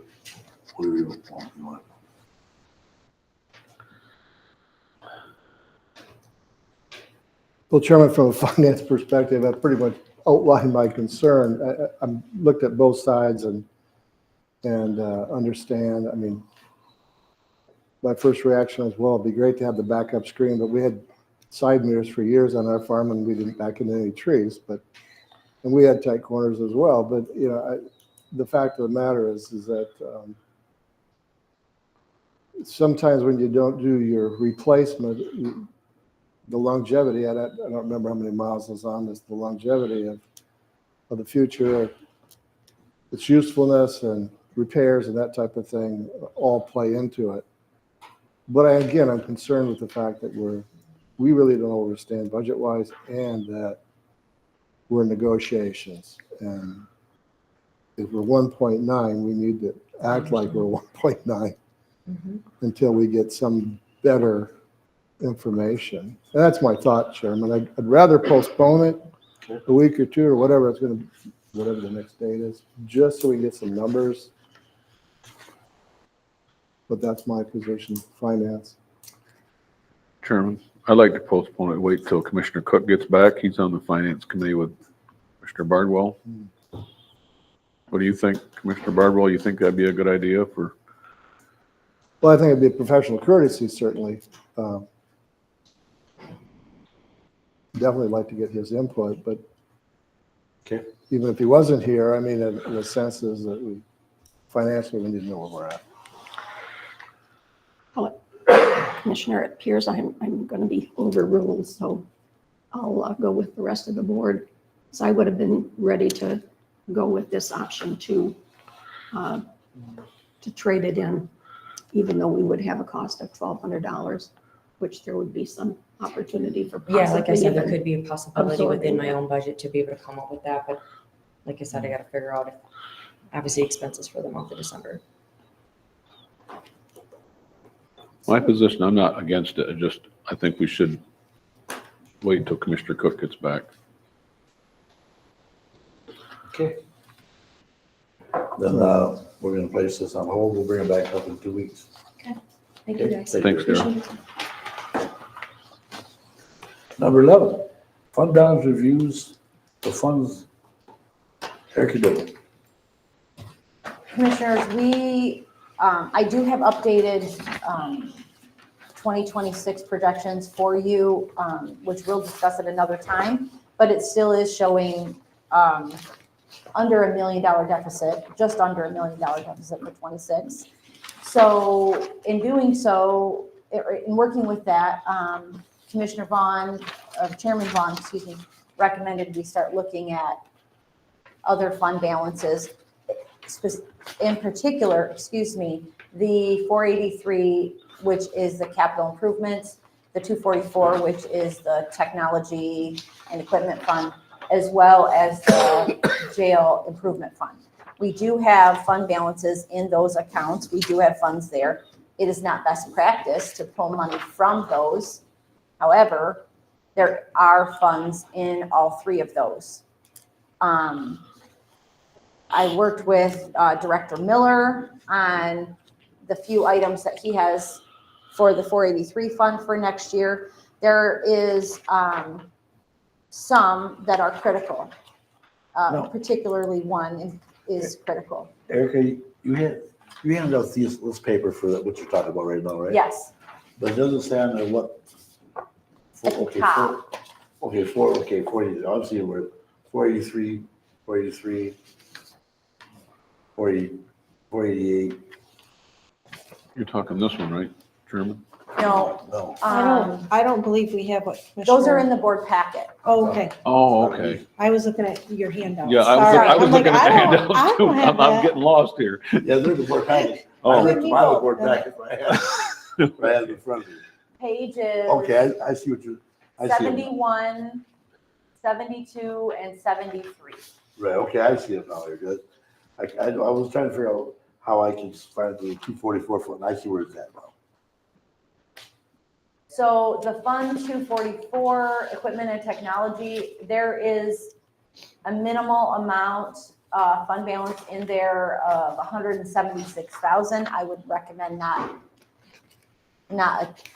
touching that. I just wanted, excuse me, Erica, for that. Yes. I just wanted Erica to pull these numbers out for the board, could look at this to see where the money is. You know, just for we had this in front of us, to give us something to look at and say, okay, this is what we got in there, like the jail fund. I mean, it's been in there well, Kirkpatrick was on the board, we put it in there, so it's been in there for years. To give them some options, especially the finance committee. You know, I just want them to look at this, not as talking about pulling any funds out of it or anything at this time, but just for we can see, so you can kind of go through with what we got in the funds and when's the last time it's been used, or if you know of anything that's gonna take down that fund balance in the future. Okay, So for technology, I don't know, what is the plan for usage for 26? Do you want me to pull the budget?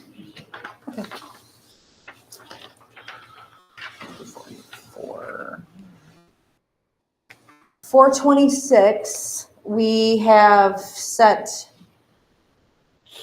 anticipated transfer or revenue of 130,000. I know that might be adjusted.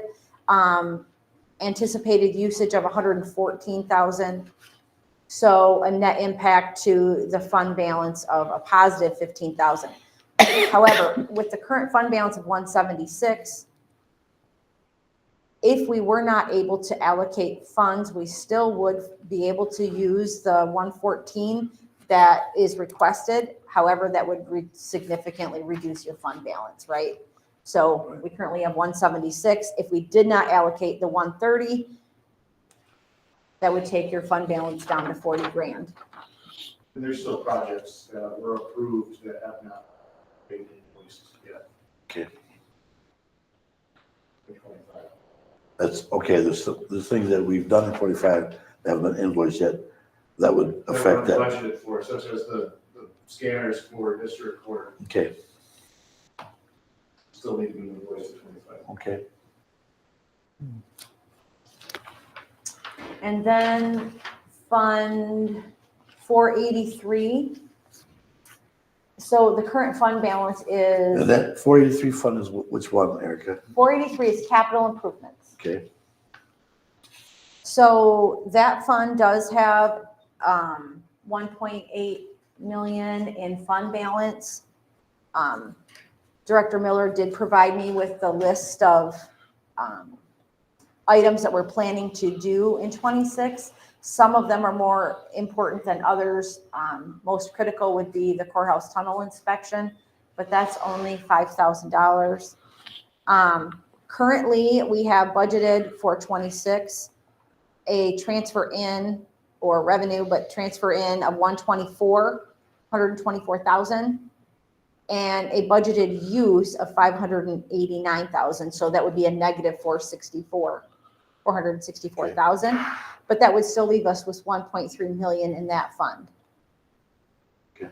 But I know that we may not be, some of the budget reduction potentially will be reducing that transfer. So I wanted you to be aware. Okay. And then the jail, what's it called? Jail Capital Improvement Funds, Fund 488. So there is currently $999,000 in there. Let me look at the 24.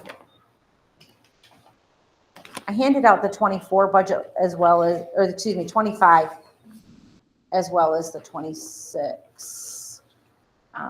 To show you the beginning balance in 25, the anticipated ending balance in 25. So it's currently anticipated that we do use some of it this year, but I don't believe it's actually been used yet. We had budgeted use of 250,000.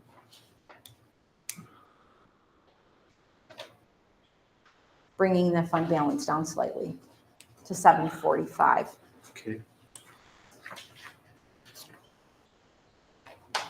Like I said, I wanted Erica to bring this out just for the finance committee, especially to see this fund balance, because this is all gonna have to be talked about when you start talking budgets, and where you're gonna get money from, and how you're gonna balance everything, and all that stuff is gonna have to be looked at, along with what's on our agenda for later, which is mandated services.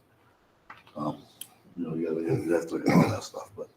Chairman, just a question. I'm assuming, since we just went through that, none of this was used to reduce the 1.9 to, or take out 900,000. So when we get to the point of where we're going to get to the point of, it's a million right now, I would like to see, and then depending on with the board, I'd like to see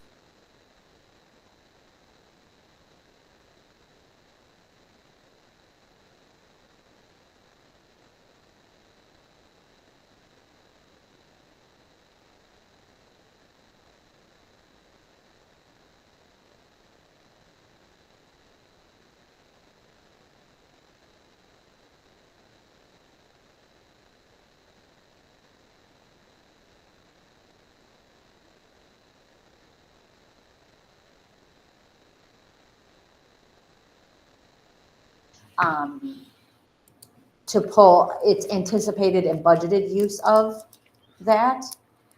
However, I don't know if it's actual. I don't believe it's actual. I think it was just budget.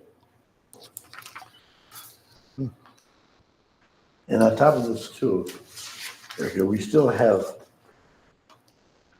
PGS money, we still have what, 2.7 million PGS money also? So it's all one fund, Right. but- right? And so, yes, in 2025, we had 2.1 left after the 17% reserve. Okay. So for 26, the revenue or the expenditures are different than the expenditures in 25. So I subtracted the 17% and whatever's left is considered unassigned, including PGS. And I have updated ones. We received some updates from departments regarding other line items, and we can get to that when we get to that the budget line item or the budget agenda item. Unless you want me to explain No, it. that's fine. So I guess, do you know off the top of your head, the question that Commissioner Barlow had, how did we get from 1.9 down to 1 million? What we used to get down to that, I think. 1.9, do you mean in Yeah, 'cause in the jail fund? No, overall, remember we were talking about being down 1.9 million, Oh, yes, down to, Underwater. yes, down to 1 so million. that would be an increase in expected interest. We Okay. were working with the treasurer on that, but however, she's very cautious to use the high interest rate that we're currently at right now. So she really recommends being conservative and then obviously hope to bring in more interest than anticipated. However, if you bank on high interest and you don't have it, you're in a worse situation. So she. So that's where you got, that's where Yes. you estimated The reduction in the on the deficit, interest. yes. That's where that answer. Well, yes and no. We would want to see, Chairman, the dollar figures. It was 278 or whatever it was, those 3 years that were averaged. Where are we at now? And basically from dollars, we would have to look at the 900,000, what it was made up of. That would be interesting for the board. Are you referring to the jail fund or are you referring to the We're deficit? not talking about any of None the of that. funds right now, we're talking about just the interest you talked about. Okay, And then the other items that were used to draw down that 900,000 from the 1.9.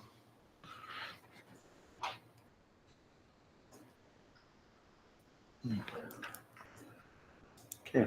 And like I said, we'll have more discussion down the road a little bit when we get to the budget amendments and stuff. We'll be more on there, but.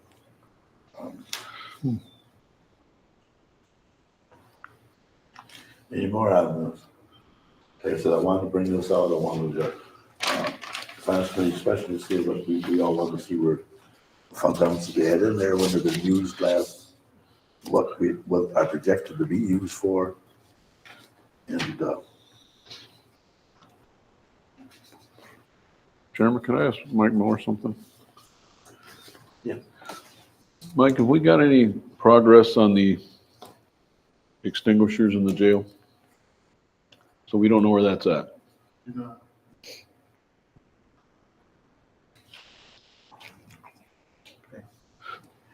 Any more on the fund balances? Yeah. I suggest if we can we take a 10-minute recess just to, before we get into the old business? I'll Pleasure of support the that. board. Agreed. Yeah, I'll support Thank that. you. Stand recess for 10 minutes. Thank you, Kristen.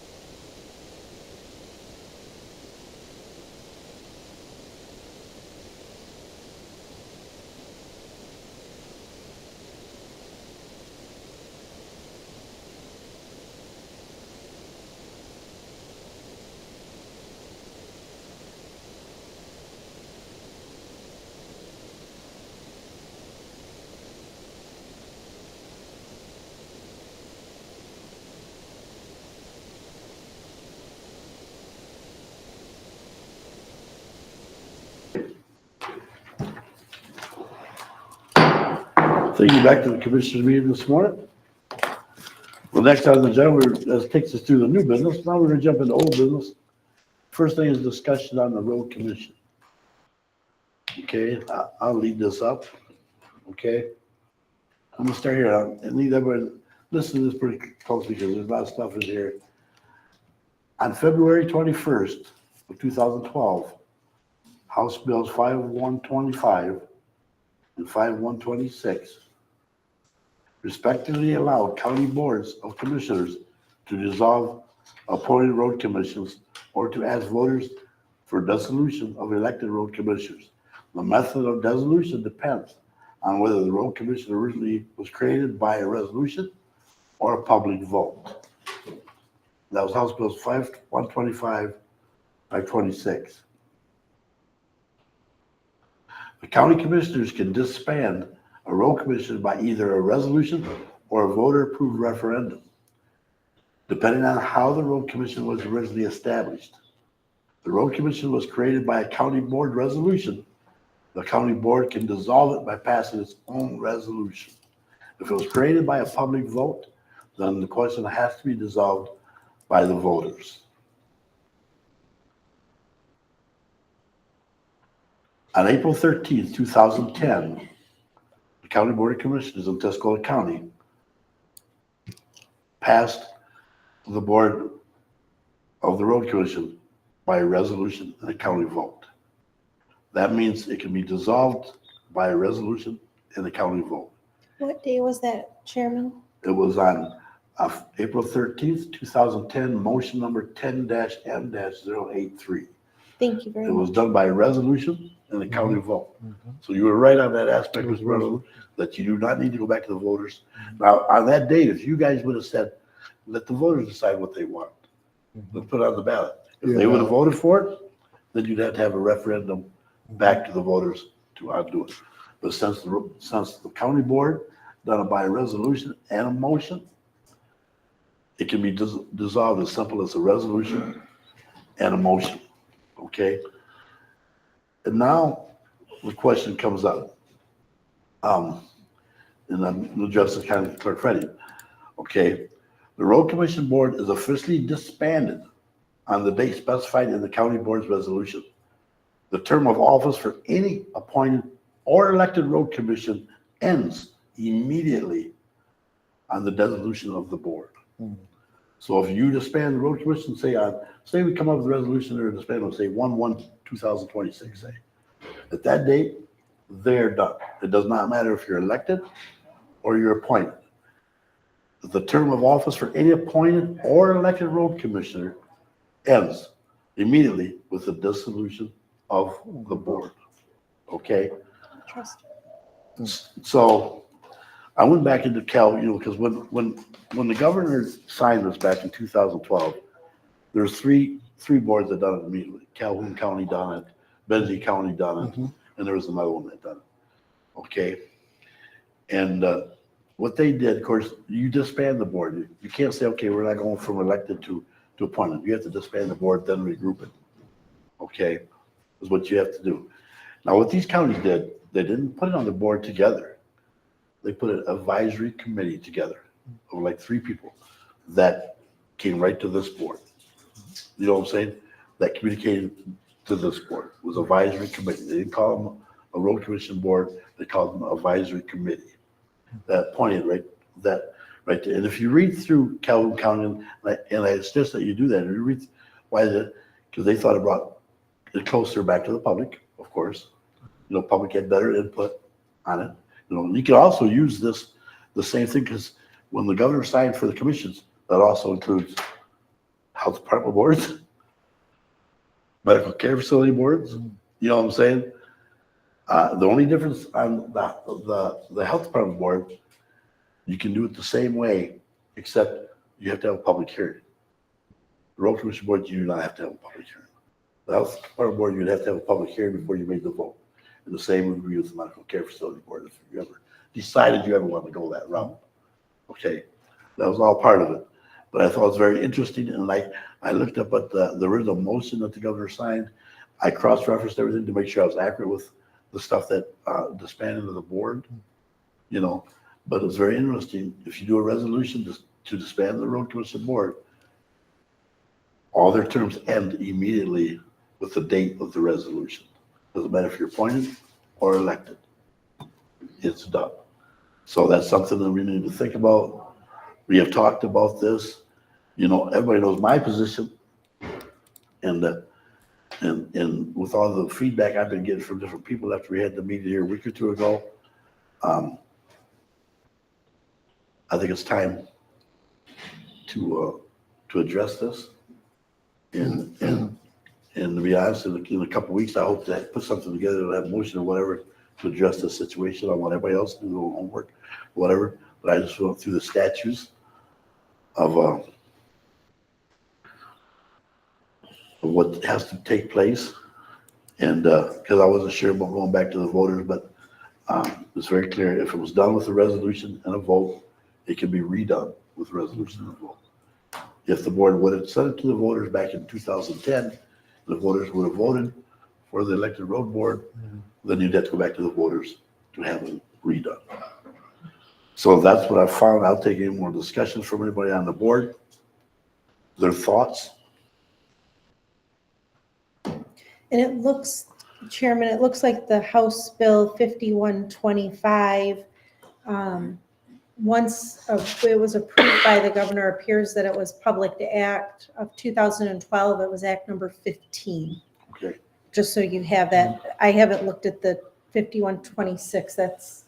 But I would say that just to reference, because we want to look at the Public Act, because that's what the governor signed. So I think that's what it's looking like. Is that what your research showed as well? Yes. Okay. Yep. Thank you for clarifying that.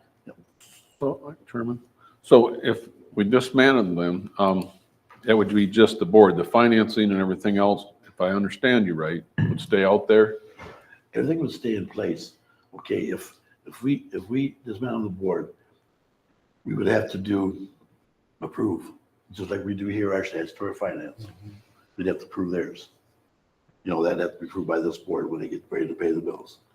You know, that stuff would remain the same. That's what they have to come to this board for. And that's what that board basically does out there when they, you know, approve the finance, pay those bills and whatever. And that's why when Billy Putnam was talking, you know, the meeting took 30 minutes and he took 20 of it himself because, you know, that's what they're doing. Of course, is the finance part, paying the bills. But yeah, that would have to come here. But like I said, my feeling is if you read what Calhoun County did, grave reviews about that too. You can read that too, where the public has been overjoyed because it's like they have more of a say of what the road commission does, what they don't do. But that's they put together an advisory committee that reported to this board instead of having their board. Chairman, was there any, in your research, any guidance on the advisory committees, how they were formed? Were they just, did the clerk do an advertisement for a board or how did they? You know, I didn't really run across that. I just ran across that that's the steps that all three of them took that I researched. They took an advisory board. They didn't really call it road commission board. They call it an advisory board. And I didn't really research, but I didn't have enough time. I was going to reach out to Calhoun County and ask them how they went about, you know what I'm saying? How they did it. How they did it. But I only got an answer before today's meeting. That's why I didn't do it. Because over the weekend was when I was researching different motions, different stuff. And that's what I found the motion that you guys done back in 2010 to make sure. Because I didn't know at that time if it was a motion, resolution, or a public vote. You know, I thought it was a motion. Yeah, You know, tended to, as you know, thought it was a resolution back then, but yeah. Chairman, we used to, the road commissioner, Mike Tuckey at the time, used to come in and present financials. Did we get any financials anymore? Because they haven't presented. We used to on request. You know, on request? On request, but they would never volunteer. There was a time when their pension fund was amiss. And you know, that became something. That's when we requested it. Yeah, we brought it in the boardroom. I was just wondering what the status of their financials are today. I don't know. Commissioner, Yes. why is it that we don't have a request to have like an annual review by those departments, to have them come in here and give an annual summary, kind of like an annual overview? Well, The standing, we do with like the health department, like they come in and give us our annual, but the road commission never has. And what's really bothered me since I've been on the board about the road commission, they act like they're a private entity. They're not a private entity. We would say, hey, guys, we got some issues at Vanderbilt Park. Can you go up there and plow that road, whatever? Well, yeah, we're gonna charge you, right? Well, We've who are they been gonna down that charge? road. They're gonna charge who they work for. Who owns that road? We Yeah. were always the executive board to the road commission. But once that board was established, they looked at us, in fact, Tom Young, and I don't know if Bill remembers, but Tom Young told me one time I was talking to him, and he told me, one of the meetings out there, they literally told him, you're to be seen and not heard. That's a true story. That You know what Tom I'm told me saying? that. You're to be seen, not heard. Are you kidding me? We're the executive board. You're to be, I told Tom, I said, you're kidding me. But Tom was that way. Tom was pretty meek, and he just took it for that. But they literally told him that one time, you're to be seen and not heard. If I remember correctly too, they wanted us to pay to have that road plowed up there for the park. Exactly, that's what I'm saying. They're not a That's- private entity. They get paid by tax dollars, but they act like they're a private entity. They act that way with the townships, when the townships need anything, everything is dollars and cents. I know they can't do everything for nothing, but I'd like to see how all that works, because when we ask them to do a couple simple little things at Vanderbilt Park for us, well, they're there anyway. And they say, well, we're not allowed to touch that road because it's not basically a road. Well, if we say it's a road, it's a road, plow it. That was my attitude. You know what I'm saying? But they wouldn't. But so anyway, and I've been getting a lot of messages. I don't know about everybody else, but they're saying it's time. And when I looked at this 5-6 years ago, I had every township of mine was pulling for me to fight for this, except one. I had one township, I get along good with them. You know what I'm saying? Well, okay, but at that time, so I think it's time that we quit talking about it. I think time that we act on it and reorganize that. And I'd also like to say, Chairman, the other day, me and Commissioner Barrows went to the safety meeting down here and had MDOT there. And I pulled him aside and I asked him about rumble strips and this kind of thing. And I'm going to use the example I give him was M15 and Birch Run Road. And he told me that MDOT has nothing to do with Birch Run Road. That's a county road. If this board decides it wants rumble strips on there, guess what? We can put rumble strips on that county road. That's our road, not MDOT's. Now, he said, if it comes to MDOT, that's a different story. But when it comes to a county road, that's up to the county. That's not up to the state. So that's not what I was told. That's not what our road commissioner, told us, oh, we got there with MDOT, and oh, man, that's a nightmare. When MDOT says, hey, if it's a county road, you got Deckerville, Hearst Corner, you can put rumble strips, you can put everything out there you want. It's your road. Do whatever you want to do, I have to say, in going out, I have not been treated, they always call on me and ask me if I have anything that I want to share with the board, and I've been very open. As a matter of fact, the last meeting I attended, I shared with them the fact that I had gone out to Guilford Township and got a letter that the township clerk had read at their November meeting. It was addressed to the road commission, and it was written October 10th. And I was at the November meeting, and they had not received a response back from the road commission. And that was related to the intersection and some other intersections in Guilford Township, but primarily the one where the Amish accident with the multiple fatalities had occurred. And that township board was unhappy that they had not heard anything. Now, when I went back to the road commission to the following meeting, one of their staff had gone out and talked to Supervisor Stockmeyer about the issues and some other township-related business. But there seems to be a perception amongst some of the townships, at least in my area, that they're not receiving timely or responses in a timely manner to their concerns. And I did bring that, and I read the letter that Guilford Township had written and read again at their meeting, to which the response was one of the employees had gone out and in fact talked to the supervisor, but it was a month later. So the responsiveness seemed to be an issue or a concern. There's a lot of discussion about Herds Corner Road, and a lot of discussion about the signage that's on there now. And I travel that particular road quite often, as do my kids. And I'm thinking that some of that signage is relatively new, because I don't know that I recall all of those signs on both sides of the stop signs being up there, prior to the accident. I don't remember, but I don't recall seeing them. I don't believe anything's been done since the accident, but before the accident, I think some of that stuff hasn't been there real long. Right, and that could be. I don't think. It is clearly marked now, but the rumble strips, and it's my opinion, and we talked about that at that meeting, and I had to leave because I had another meeting, but rumble strips can be replaced, and it's like I mentioned to them, a life can't be, and if it's an inexpensive fix to add another auditory alert to a driver, kind of like that center line where it's grooved into the road so you don't get outside of your, and have a head-on collision. Anything that we can do, costs I think are going to be minimal. I mean, they're not going to be exorbitant. If they save a life, that's. I'm just saying, my position is to disband the board, bring it back to the people. I believe this board works with the people. I don't believe that board does. I believe that the buck has to stop here. And that's my opinion. And we'll go from there. Chairman, what do you propose as next steps? I propose the next step. I want to do some more homework. I want to reach out to the counties that have done it, find out what they're doing in place of it.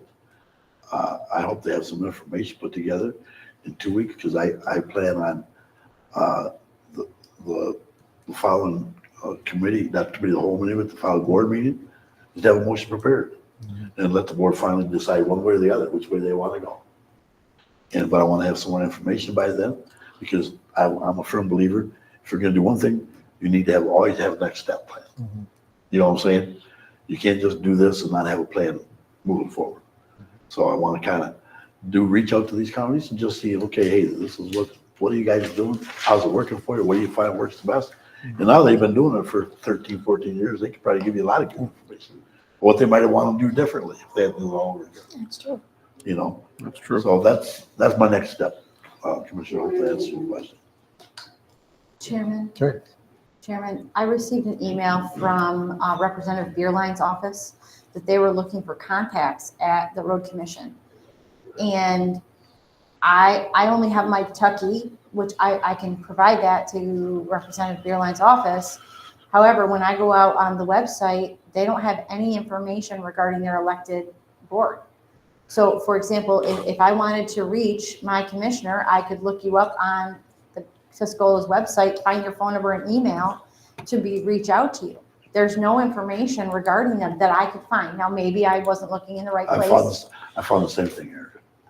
But that's concerning. If they're an elected official, they should be reachable, even if it's only by a voicemail or an email.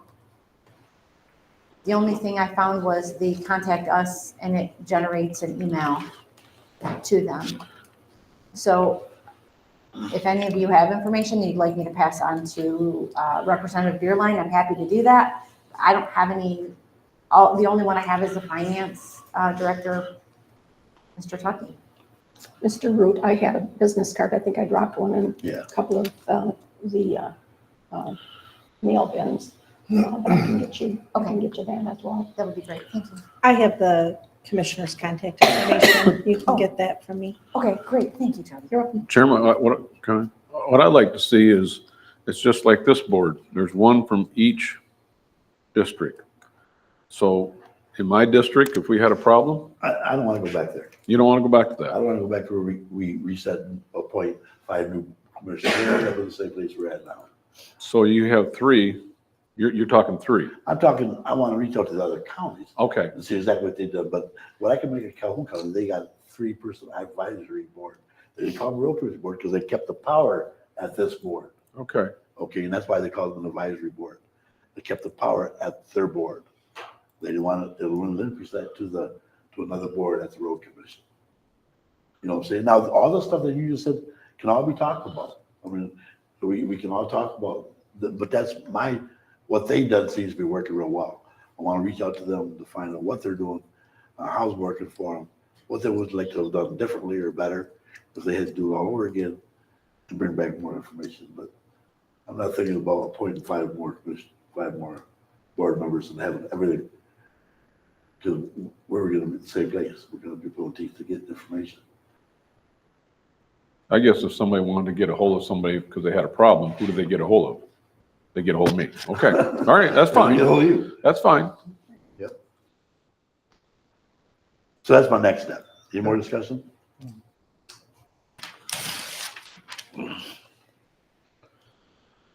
Move on to number 2. Budget calendar update. There you go. In your board packet, I highlighted a change. We were not yet prepared to have departments come to this particular meeting. We needed to have time to work with the changes, A, from MGT, B, on the interest before we take it back to the departments. So I'm requesting we move that to December 8th so that each department can come and advocate for their needs. In addition, I think we may need one additional meeting to review the budget. And that could be board or it could be finance committee or both. So if we could look at our calendars and find a date. The next committee meeting is December 8th. If we go to just that 3-day, till Thursday's meeting, I don't know if that's enough time to take any of the changes discussed in the committee of the whole meeting and then have a decision and be able to bring that back to the full board on December 11th. So, however, I have to get the 6-day notice out to the paper by December 17th, or actually the day prior to get in the 17th paper. So I would like to see a meeting perhaps on Monday, the 15th, if there's availability of commissioners to attend that.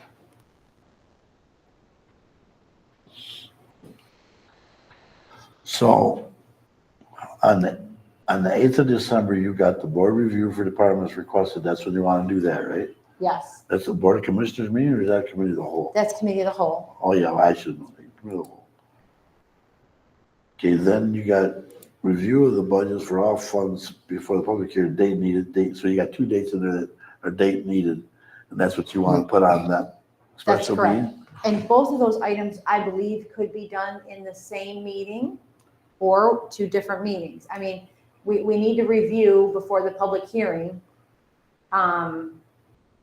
But if there's changes made in that meeting that you need reviewed again, so I have to get it in the paper in Wednesday, December 17th paper. And within that 6 days, I have to have the budget available for public viewing. So any changes need to be made. I have to have them finalized before that date. So on December 8th, a committee of the whole meeting, we can have the board review, department requested budget changes. Then the date needed, can we use that, the regular board meeting for the first one? For the first one, we can, as long as we also have the final one. I think that those only given Tuesday, Wednesday, Thursday to make full changes is not enough time. Okay, that's So what if you're we saying. do for the first one, December 11th, and then the second one, another meeting, that would be fine. So we can do December 11th on the first one. Is that gonna be enough time, Erica, or not? I think so, And then we need a special meeting for the next one. yes. Chairman, I'll be absent on the 11th. You be absent on that one? Yeah. Okay. Then that's not good either. Chairman, if I can ask a clarity question, On the public notice, 6-day notice required, I'm only counting 5 days to December 22nd. Am I counting incorrectly? Yes, Because you said found that you needed a 6-day notice. We That's talked about correct. how many Yes. days. Yeah, Oh, yeah. But if you post it on the 17th, that's only 5 days to the 22nd. right. But you said something about posting it the day before. So I would recommend that you Oh. move your posting up to December 10th.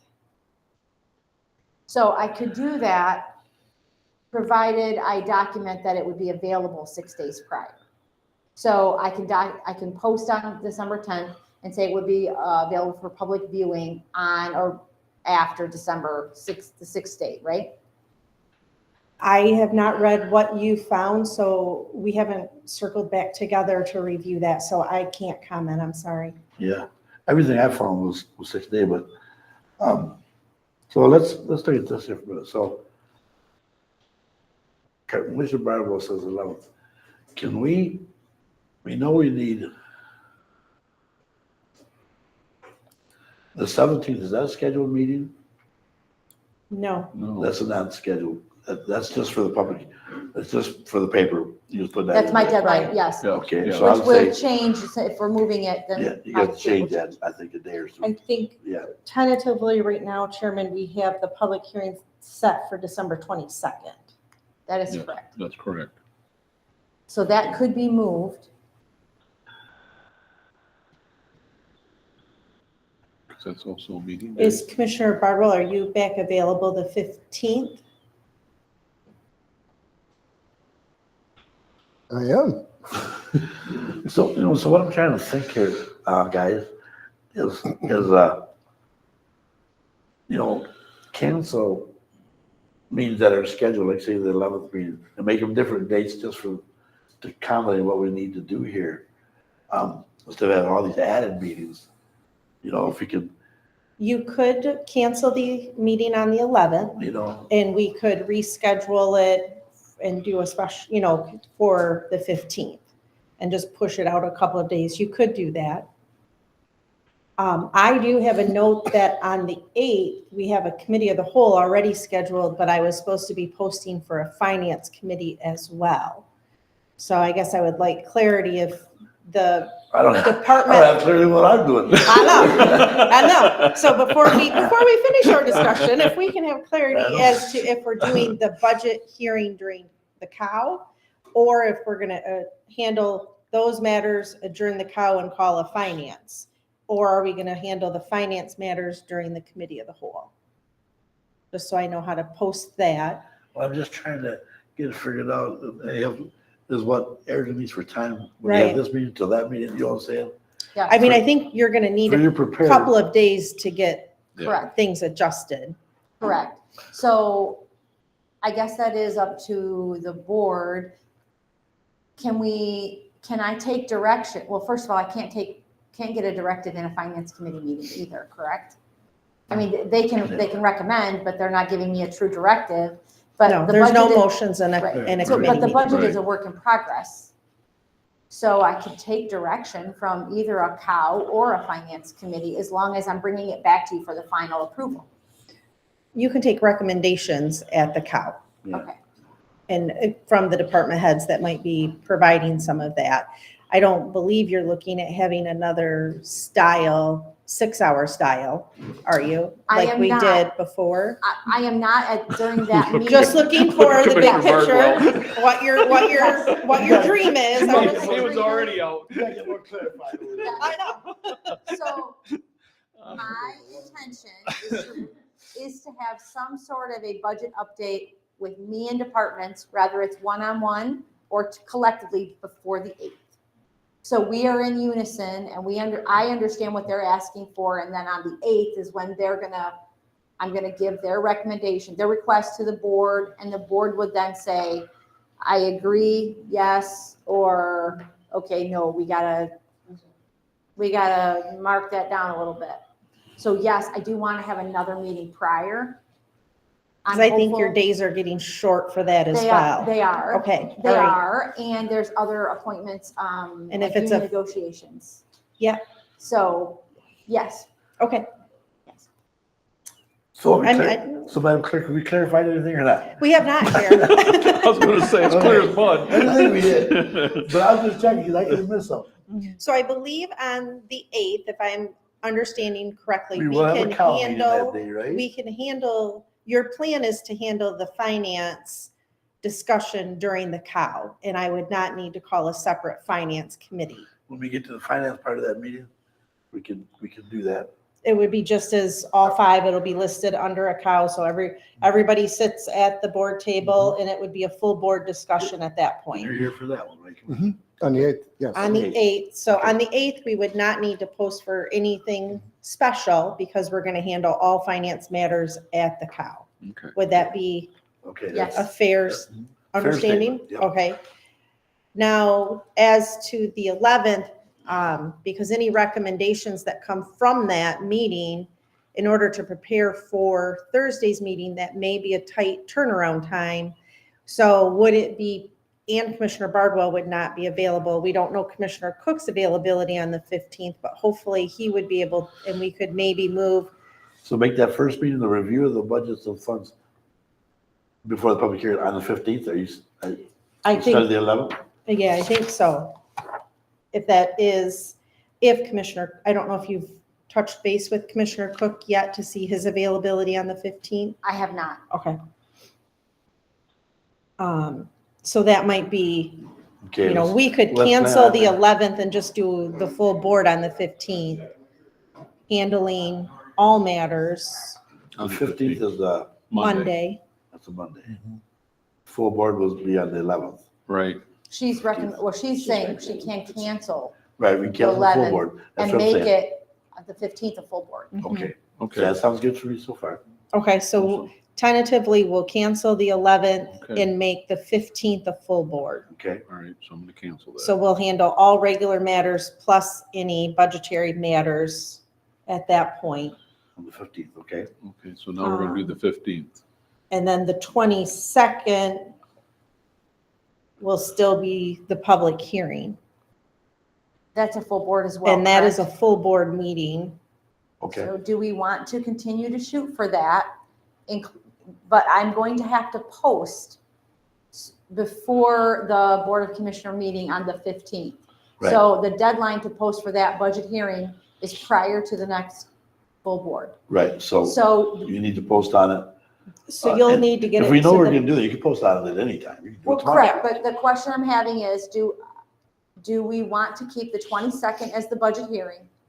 Or do we want to be, That's, do we want to move My it? I'm person- very that's up to concerned you. about that date. I mean, we can make it happen, but there's only one of me. I mean, I've I kind, understand. But by pushing it out, you're not gaining a lot of dates Right, because of the because of the holidays holiday. in there. You're gonna gain One day. Right, one day. So Yeah. I would say let's shoot for the Let's shoot for it. 22nd because you would only, I mean, one day isn't gonna make or break, in my opinion, a difference. Okay. Oh, but that's just, And I agree, I agree. you know. If, you know, and then We it can could do be that. done and everybody can just enjoy their time away and not be thinking about it. about this, hopefully. You know, so, I but love that your would, optimism. yes, we have magic Okay. dust since That's right. 7:45 this So- morning, so So we're we going got, with it. we got, on the 8th, we got the department requested budget changes. We're gonna handle that at the finance committee. Cow, that'd be at the That's cow. our cow. Finance Full committee. board cow, Yeah, yep. okay. Then December 15th, we'll have a regular board meeting, You know, which will be the following Monday, to discuss budget. And then, the 22nd is gonna be the public hearing. Full board meeting, public hearing, and then you would be able to actually adopt your budget for 26. Okay, And I would recommend that we schedule the public hearing for 9 AM. Okay. Because that time has to be posted with that. And then I would look at, if it works for you to then get it to the paper by December 9th for publishing on the 10th. so it's the 8th, the 15th, and the 22nd. 8th, the 15th, and the 22nd. And hopefully Commissioner Cook, that's enough time for him to adjust any With- meetings he might have coming up, but. Okay. He just texted me 3 Okay. minutes ago and said, I'm available on 12:15. Thank you, Perfect. Commissioner, for texting me. Perfect. The 15th works. Okay, All right. Thank you. Mike, can I ask a question? no, I think it's important, because you said 6 days, you have to have the budget online for review, no, you have to have the notice of the Notice. or hearing. just the notice? Well, I believe it's also, as soon as you post, you have to have it available for public viewing. Because I was just wondering if you do the public hearing, if the board has to have the budget completed on the 15th, you're not gonna have the budget available. 6 for days 6 prior. days. I will be working into the night, yes. Any changes will have to happen, because the 6th day is the 16th. So the board on the 15th will give me 24 hours to get it, any changes that decided. And upon. hopefully by the 15th, it's pretty well That's the goal. set. That's the goal, yes. You know, because I think between the 8th and the 15th, by moving the 11th, that's giving you those 2 extra days to be able to zero in on any issues or discussions that might need to be had for final presentation on the 15th. So I think the goal is that week of the 8th is to have those final numbers finished. Yes. So as a department head, when do I find out my budget's getting cut or if it's not getting cut? December 8th is when we're gonna have that discussion. And, you know, I'm gonna be putting out an email to all the departments saying, here's what you requested. We're gonna discuss this on December 8th if you'd like to be present. And then obviously, things can still change until the 15th.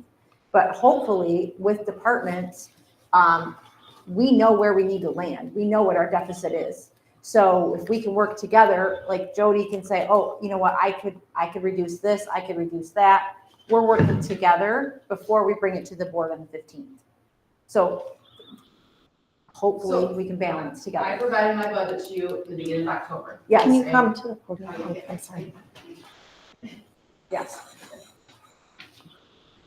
Amanda Urban, Health Officer of School County Health Department. Yes. So I gave you my budget in the beginning of October, Yes. and if my allocation that does not get approved, how will I be notified? Will you tell me that I'm getting cut and notified and I need to be presented on December 8th? Yes. Okay. Yes. Just making sure, because it's very confusing because there's a lot of departments and Yes. we don't know who's getting cut. So all the department heads right now have been watching every single meeting to Yes. figure out what is going on. And it's kind of a waste of our time, and I'm not trying to complain, and I know we're all trying to figure this out, and this is a huge cut that we gotta We make. got a little complainer here? What? Do you have a little complainer here? No, I'm not complaining. I'm Oh, just trying to okay. figure out what I gotta do. I Yes. just need to know if I'm getting cut or not. So Yes. you're gonna inform me per email saying, hey, we're thinking about cutting you, from what I originally requested, not the 2025 budget that you're gonna put ahead. Correct. We're Okay. talking 26 Okay, gotcha. right now. All We're right. not talking 25. All right, because what you have right now in 25 is not what I requested. Oh, okay. That's why I'm confused. I mean, I get it, but I'm just, Right, right. So I wasn't here when the budget came out for 25. okay. That was, The Prior to my amount, the time. amount I put in for 26 is not what the amount you have. And I'm okay if you have to cut. I get it. I understand it. I'm just making sure that They my, requested a little bit more than they had. I did, That's and what you actually put in the budget. I just didn't have a time to, do I need to come to you guys and explain why, or do I not? Or you can explain to me? Because not like Clayette would call me and say, hey, Amanda, we're not going to be able to give it to you. Just some communication with the department Sure. heads. So we're just kind of confused a little bit. sure, no That's all. problem. Yeah, no problem. And I am also understanding you are on a different fiscal year than us. Yeah, so it's So very, That it's gets complex. It's very complex for us, so I'll just. Yes. All right, thank you. I greatly Yeah. appreciate it. Yeah. Thanks, guys.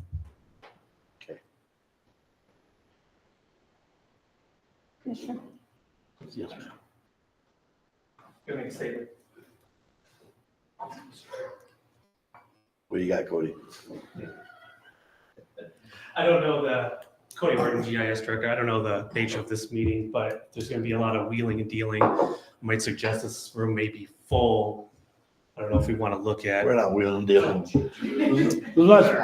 I'm sorry. Wheeling and dealing.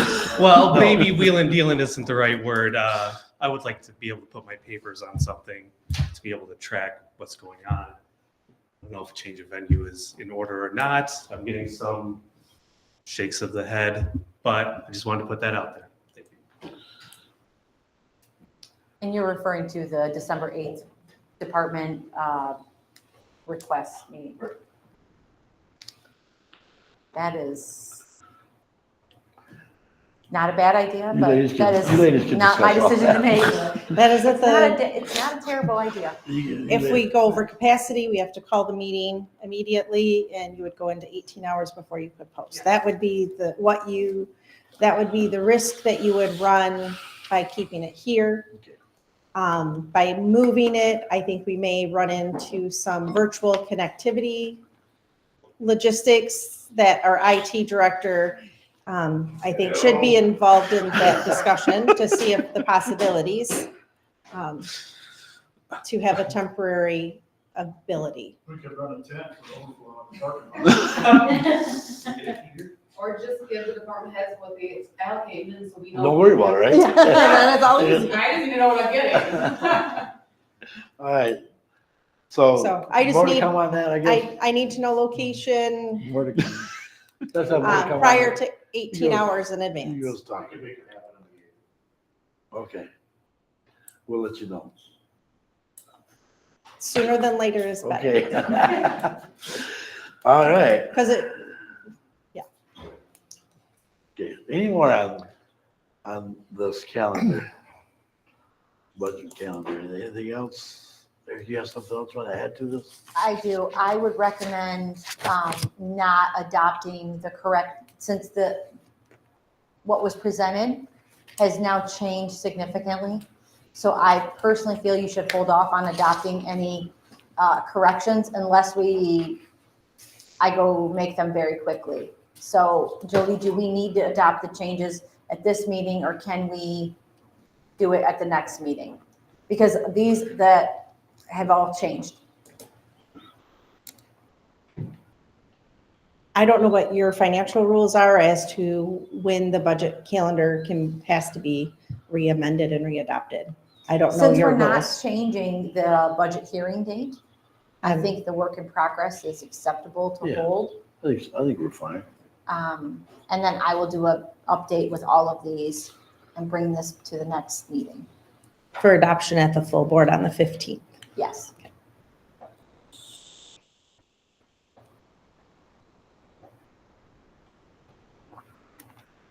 Okay. Any more? So we don't have no motion on anything on that, do we? Not at this time. That'll be on for the 15th agenda. So it's okay, so it says move to approve the 2026 budget calendar update as presented. Yeah, but we changed it again, so what was presented is not accurate anymore Oh, okay. Oh, because okay. of all these date changes. Okay. Okay, then we'll move on to 26 budget status update.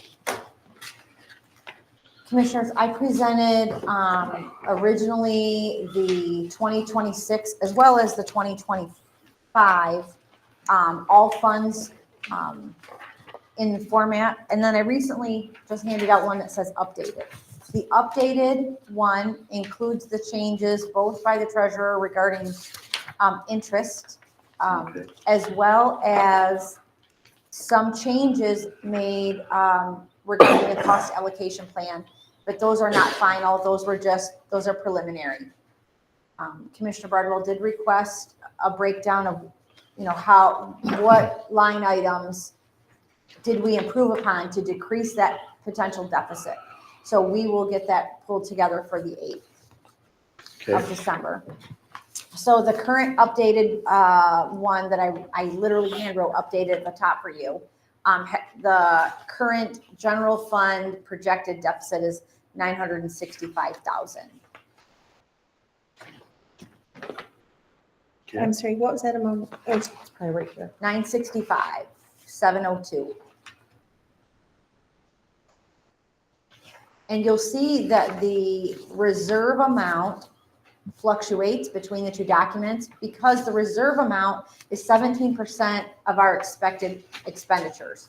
So when the expenditures change, 17% also changes. So we know how much we have in the non-spendable, and then we know how much we have in unassigned.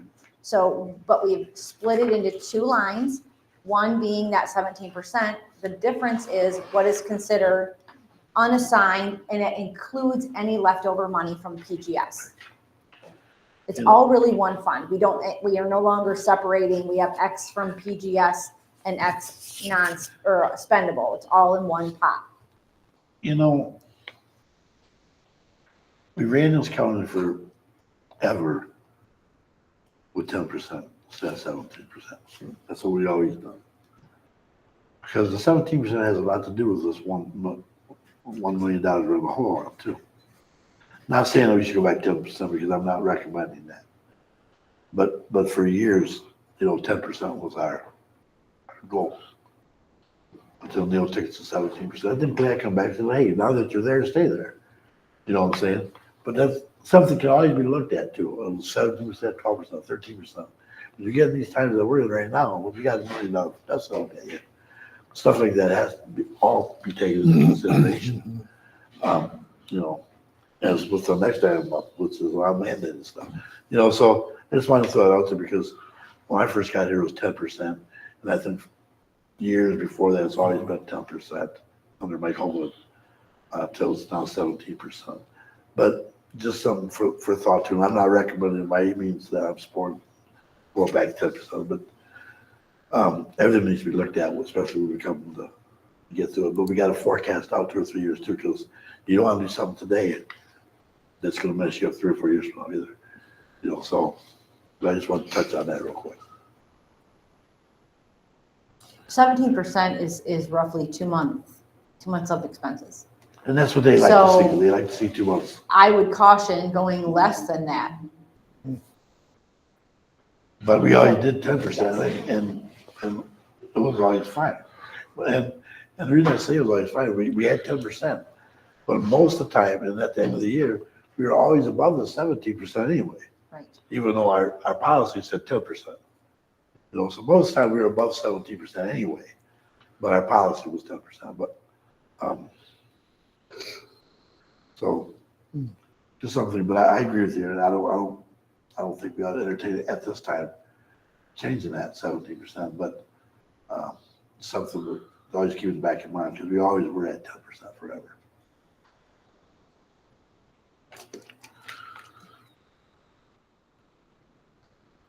You got more, Eric, I'm sorry. No, I just wanted to present this to you. You can see where the effects on fund balance on the second column from the right. Obviously red is negative. So some of these funds, the special revenue funds are also projected into a deficit. So those also have to be looked at. Some of them, maybe the grant was reduced. So now we need to go back and reduce the expenditures. So again, we're in the process. None of this is concrete. This is just what we have today. Any questions for Erica on what they're seeing right now? I'm sure we'll have a lot more come on the 8th when we get to the finance part of the meeting. We go through everything. And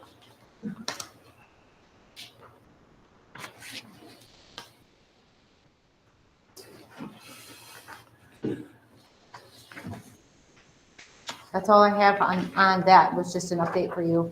okay. I don't believe a motion is needed. It was just merely a work in progress update. Okay. Move forward.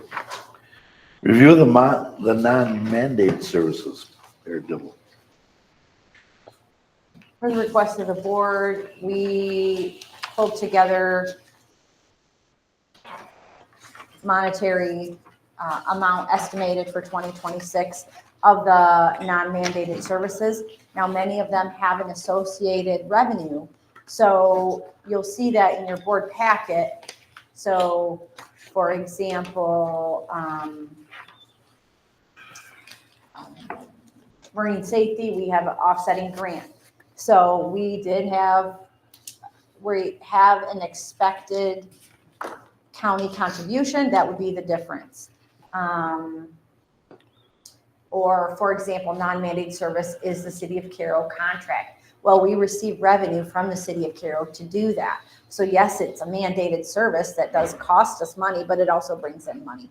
So we tried to be clear on here to show you it might be a non-mandated service, but it's not truly costing the county as much as we had thought. But there are some things that don't have an offsetting revenue.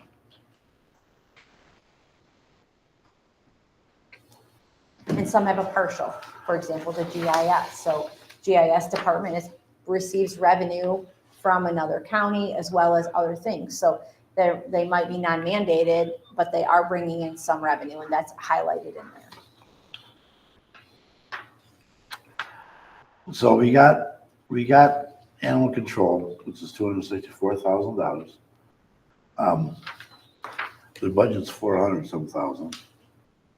So up and above the 264 is by dog licenses and everything else. But the 264,000 is not returned to us anyway. You know, you understand what I'm saying there? I do. The Carroll assessment contract that's funded to us. The county park is kind of holding its own at the time. Okay, but it's not a mandated service either. But county planning commission is per diems and stuff like that. Courthouse security, courtroom security. This should be on our list to look at, people. I mean, we put this courthouse security in there a while ago. We got $400-some thousand that were paid for courtroom security. That's not mandated.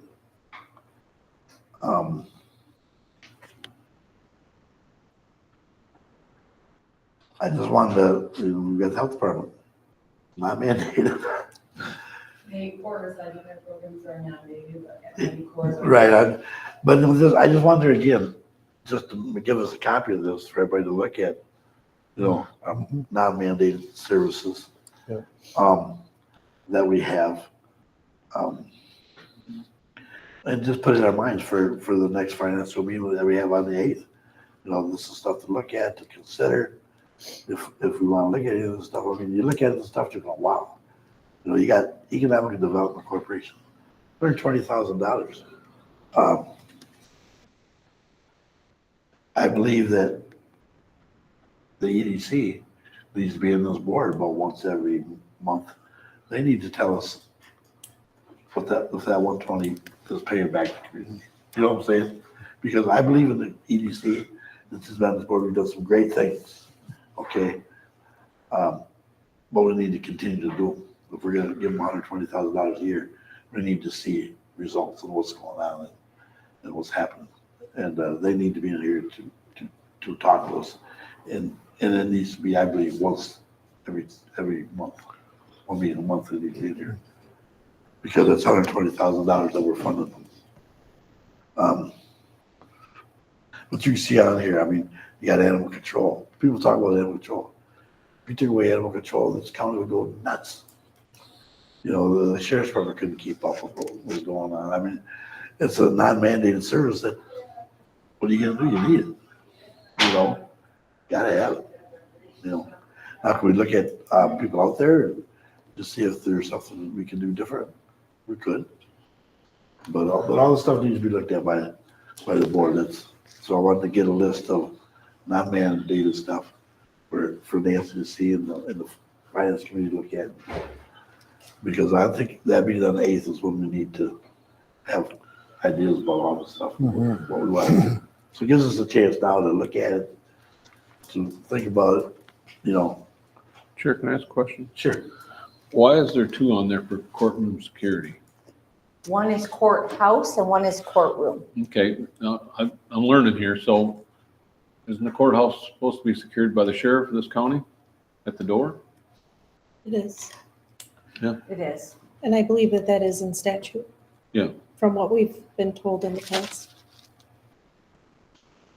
I cannot access my system to be able to tell you if that is, if that was our error and we should not have put that on the non-mandated, or is this in addition to what the sheriff does? I can't tell you that off the top of my head. We'd We have to can look into that a that. little bit more, because I know when we approved the security over there, what we approved was not a mandated service. But I don't know if we approved the 297. If the one is when you check in, is that the one security, when you check in with the machines and all that stuff? Steve, can you help us out here a little bit? Yeah, so Steve Anderson, emergency manager. I can comment on some of it. I was going to touch on mine too.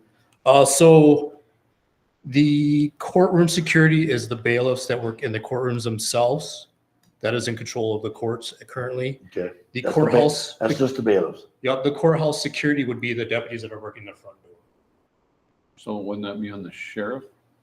Somebody's still got to pay for it. Didn't we hire another firm to No. secure the courthouse? No, just this building. The bailiffs? The bailiffs are run through the Judge Gerhart. Yeah, but we had regular bailiffs. Didn't we? Yep, We that's- changed. What did we change there, Steve? So I don't remember what we actually changed, but I know that's the courtroom is in the bailiwick of the judge. And then we provide the security for the people coming into the courthouse, plus running all the x-ray machine and such. Okay. So that's why there's two different charges. So the other thing I was going to touch on was emergency management. I used to get federal money back. As you know, with all the things going on, that money has now been cut. The state is no longer doing any revenue sharing with us. A history lesson back when COVID was prevalent, I think I got almost 40% of my wage came back, and now it's down to 0. So just FYI. And also Public Act 390 says if we do not have emergency manager, it falls back to the board chair. So just FYI. We need more clarification about that. That's in the statute, so. So, if Stevie, we get rid of Stevie, it comes back to me. Oh, well, let's cross that one over. So I guess for clarity then, if it's in the statute that the courthouse security goes back to the sheriff, I know you said somebody has to pay for it, but does that come out of the sheriff's budget? It would come out of general fund. So if I am understanding, the courthouse security is mandated, so therefore it should come off of this No, list. I don't believe that either. I mean, you go to here and kind of walk right into, they got nothing. Okay, There's no mandated service that we've done that. okay. Back I in the followed day. past practice for But the let's ones look that at, were but I just wanted presented to get, before me. again, I basically FYI, I wanted to bring this out to everybody to see mandated and non-mandated services to look at, to put our heads together, because we're gonna have some big decisions coming up here in the next 2 to 3 weeks. And we need to look at everything. We need to look at fund balances. We need to look at non-mandated. We need to look at mandated. We need to look at everything and put it together. So I wanted to bring that up. Lastly, included in sorry, it's a separate line item. I apologize. What's that? Number 5, I thought it was included in number 4. But it's separate. So when we're done with 4, then I'll explain number 5. Well, let's move into number 5 if we're ready. Okay. I believe it was Commissioner Bardwell, but really all the commissioners wanted to know, how much does each employee, their benefit package, their wages, everything, how much does that cost? So we did that for you by department, because again, I don't think it was wise to group all the people together. So I broke it down for you. I tried to include some notes, for example, the Millington Police contract. So yes, that does, I showed you how much it costs per person, but we receive that money back from the township. That's a contract that we have. So I tried to note those things for you. Some of them, like the material management planning. Well, why is there funds in there? We don't have an employee necessarily assigned. Well, we do. We have 2 per diems, 2 board members who are considered employees, but they only receive a per diem. So they still show up on our list of employees. So I tried to make notes for you to make it as easy to read as possible. Madam Chairman. Well, thank you for that. What I was alluding to would have been a little higher level. In other words, at the time we had 1.9, there's an FTE roll-up or benefits salary average that we would use when we got to the point of, all right, we've got, hypothetically, we got 300,000 we've got to find. We can't find it anywhere. We have to balance our budget. The last resort, we look at FTEs and say, all right, if an FTE average cost is, I'll make it 100,000. Now, That's what we were kind of, that's where we're going. we just wanted that one figure, what Just average. not to publish our quotes. Yeah. It was just an estimate to use for thinking through options for creating revenue to balance a budget. So, but the detail is great. So it's got to be between 100 and 150 yet. I can provide you with that average. However, I would like a guideline. Do you want me to remove the per diems? Because if you include that number, it's going to skew your average. Just take somebody that works in the department that makes $60,000 a year and say, what's the cost for that person? Yeah. Costs 100,000. That's all, that's basically all we want to really know. Yeah, the per diem, It gives us an idea of what we're talking about.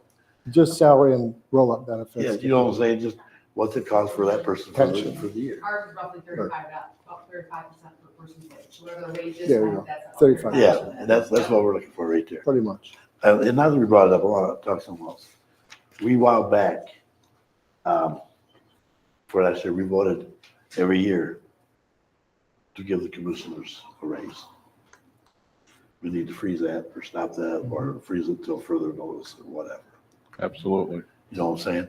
We never brought it up, but because we knew we were going to be in for 4 years, you can't do it unless it's a voting year. So we done it before the vote. So I want to throw out to the commissioners right now that we need to make a motion to freeze that increase to further notice, or however we want to word it. Do you want to include just a general freeze, hiring freeze, wage freeze?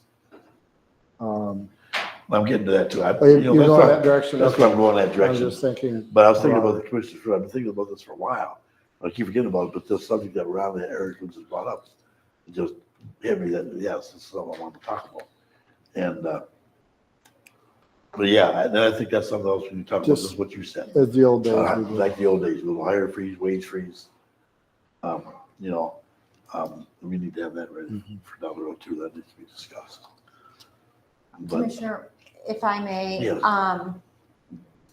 if you need a motion created for that, I'd be happy to help you do that. But when you say wage freeze, does that include your step up? So if somebody is due to get moved to step 2, does that mean that they don't move to step 2? I just would like clarification. when we get to that next step, because right now I'm just talking about us, the commissioners on our, we get the next step, yes, then we'll clarify all that. Okay, thank you. Of how we want to handle that. But as of right now, I just want to make the board aware that I'm suggesting that we just put a wage freeze on us. And the for right now. commissioners would not have step-up pay, they're Yeah, on we- salary. We don't- That's So, correct. That's why. yeah, so just to clarify what Erica was just saying, that Right. wouldn't have to do with yours. Right. Yours had that automatic, We put in an automatic 3%. that's all that you're referring to Yeah, potentially every do year. a But at hold that on time when that. we done it, we didn't know where we're at now. Yeah. So I would like to propose that we make a motion to put a wage freeze on us till further notice or whatever it may be. Maybe 2 years, 3 years, whatever. However we want to do that, we can do that now. We can do it at the next meeting. I just bring it up now. I would ask that we maybe do it at the next meeting, just so we can properly think out the motion and make sure it's crafted and worded. Okay.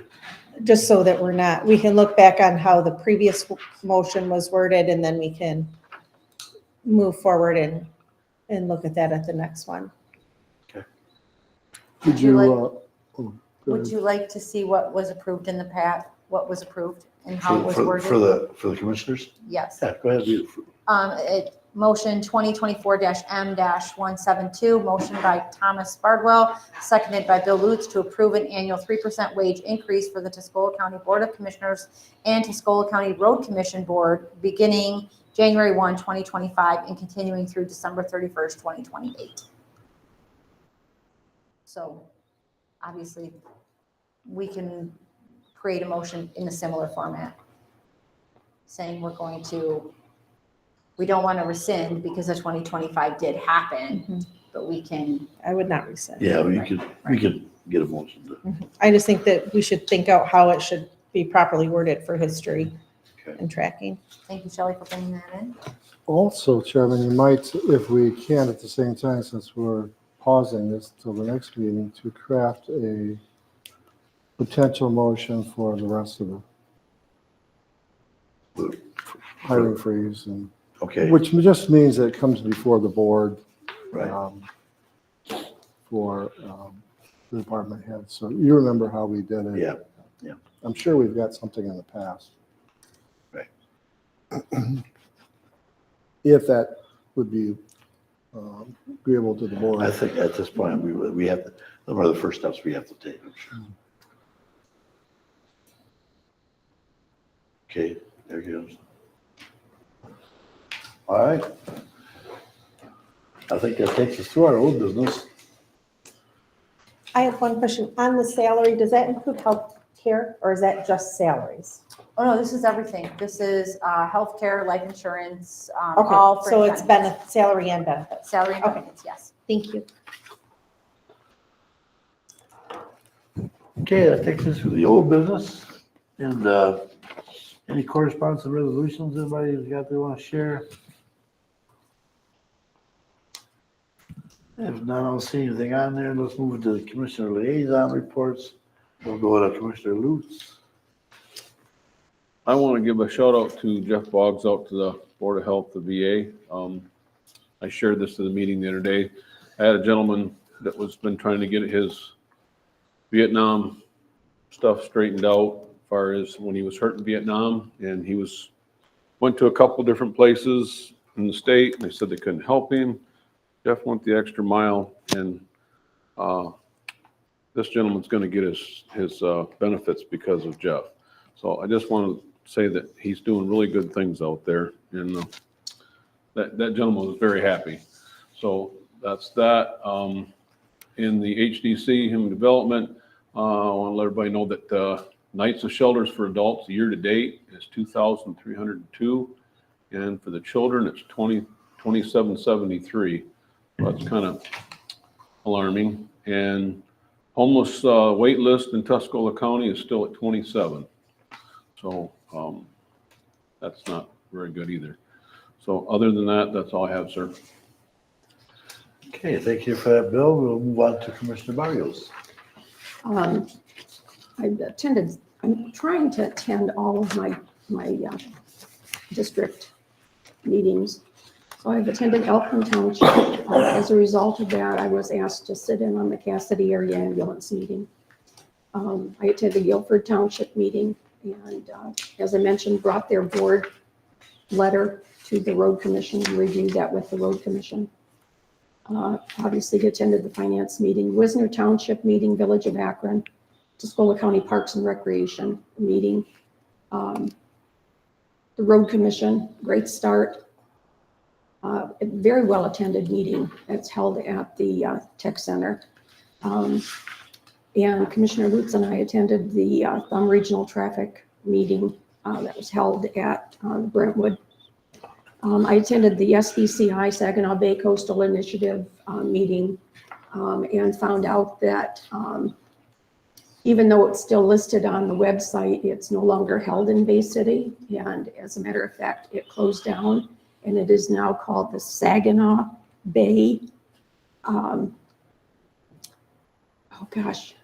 Saginaw Bay, I'm trying to think what the heck the name of it is, actually. Saginaw Bay Watershed, AOC, standing for Area of Concern. I'm not sure I wanted to. And it's composed of a number of groups, including Fish and Wildlife, MSU Extension staff, DEQ, Eagle. I attended the meeting and it was held in Frankenmuth. I thought it was at 1 o'clock in Bay City. It was actually at 4:30 in Frankenmuth on Reese Road. There were quite a few people there, including a gentleman here from Tuscola County from the Conservation District. At that meeting, they passed out, and I'll just pass this on. I didn't get copies. But these are all the projects that they've been working on, and the funding comes from those super fund sites where they got millions of dollars set aside. And these are all of the projects they've been working on, and they're governed by the group that oversees all of these projects. I found out at that meeting that there was a $40,000 no-match grant that is available. The deadline for applying is December 10th. And so I have feelers out to find out what are the parameters, what are you looking for, and what can we do, and what are we prepared to do if we could possibly even apply for anything. But just to keep in mind, they're doing a lot of work with the renovations. There are some new boat launches there, and there's some remediation as far as floodplains and so on.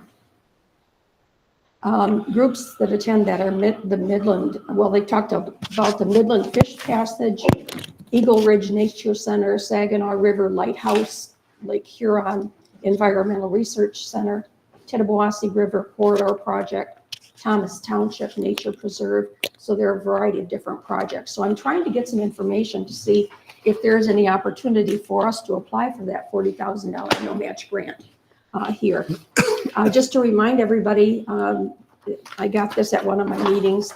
I attended the Carroll, City of Carroll Parks and Recreation. They're going to be doing the decoration of the trees downtown here. Decorating starts on Friday for that. And that's basically it for me. I was chuckling because I wanted to go to that meeting at the Brentwood. And I'm sitting home, I said, man, I want to do this, I want to do that. So I texted Bill, I said, Bill, I says, you at that meeting at the Brentwood? He says, yeah, I just got over it. And I said, oh, that's what I wanted to do today. And I was just 2 hours late. But yeah, I wanted to go to that too. So That was a good meeting though. Yeah. Commissioner Beverly. Chairman, behavioral health meeting tonight, and that's the end of my report. I don't really have nothing to add. We had the Board of Health meeting last Friday. It's all good. That's all I have. Commissioner Cook is not here. Is there any business necessary to come before the board?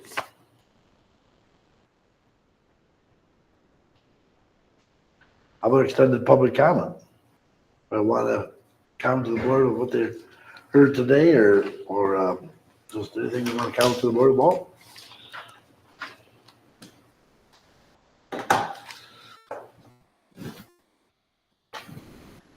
Any public comment? Any in the boardroom or out there virtual?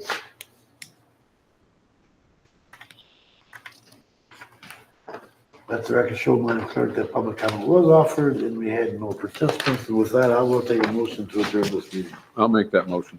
Support. It's been moved by Commissioner Lutz, supported by Commissioner Barrios, to adjourn the committee whole. Have a happy Thanksgiving, everybody. And we'll see you in a couple of weeks. And all three say aye. Aye. Aye. Happy Thanksgiving. Yep, we have finance after this. Wait, just kidding. With that, I'll call to order the statutory finance meeting this morning. Can we have a roll call, please, out there? Thank you. Commissioner Barrios. Here. Commissioner Barbell. Here. Commissioner Vaughn. Here. Commissioner Lutz. Here. And Commissioner Cook is absent. You have a quorum. Thank you. Thank you. Action on the previous meeting minutes. I'll make a motion on the action of the previous meeting minutes of statutory finance, November 13th, 2025.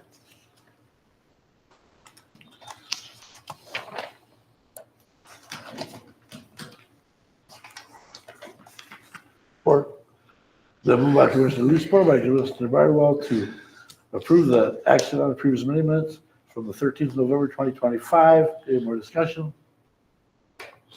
All in favor, say aye. Aye. Aye. Motion been approved.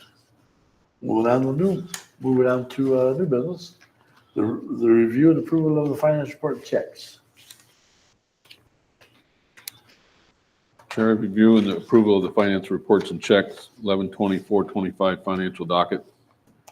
Support. It's been moved by Commissioner Lutz, supported by Commissioner Bardwell to approve the finance report checks from 11/24/25 of the finance docket. Any more discussion? All in favor, say aye. Aye. Aye. Motion's been approved. So, what do you look for? Chairman, I'm looking for the copy we're all going to sign. I have the per diems, but I don't have anything else. Does anybody have the booklet with the little red signs? No. Sign? I was looking for that too. I didn't see it. No, I don't have it. Would you go ask Debbie? Please. The finance report for the commissioners to sign. Just so it's in process while we're going through it. Review and approval of data report checks. Chair, review and approval of the daily reports and checks, 11/24/25 daily docket. Support. The move by Commissioner Lutz, supported by Commissioner Barrios to approve the daily report and checks 11/24/25 on the daily docket. Any more discussion? We'll be done. Here none, all in favor, say aye. Aye. Aye. Yeah, I never thought about this one, I've never seen it. Find it? No, I have the one attached to the committee agenda, which is Typically- unusual, Right, typically it's tabbed with your. Right. but there's not a signature page. And I don't even have that, so. That's what I was, You didn't get a packet? I got a packet, but I didn't get what he's talking about with the signature page. Okay. just the per diem signature page. Review and approval of the per diem report checks. Chairman, review and approve of the per diems reports and checks, November 2025 per diems. Support. It's been moved by Commissioner Lutz, supported by Commissioner Barrios to approve the per diem report checks November 2025 per diems. Any more discussion? All in favor, say aye. Aye. Aye. That approved. I don't see anything under old business. Anybody want to comment on our statutory finance part of the meeting this morning?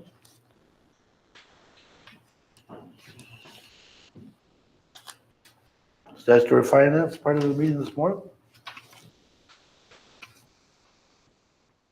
If the record show, Madam Clerk, the public comment was offered. With that, I'll take a motion to adjourn. I'll make that motion. Support. So moved by Commissioner Lutz, supported by Commissioner Barrows, to adjourn the statutory finance part of the meeting this morning. All in favor, say aye. Aye. Aye. Aye. Again,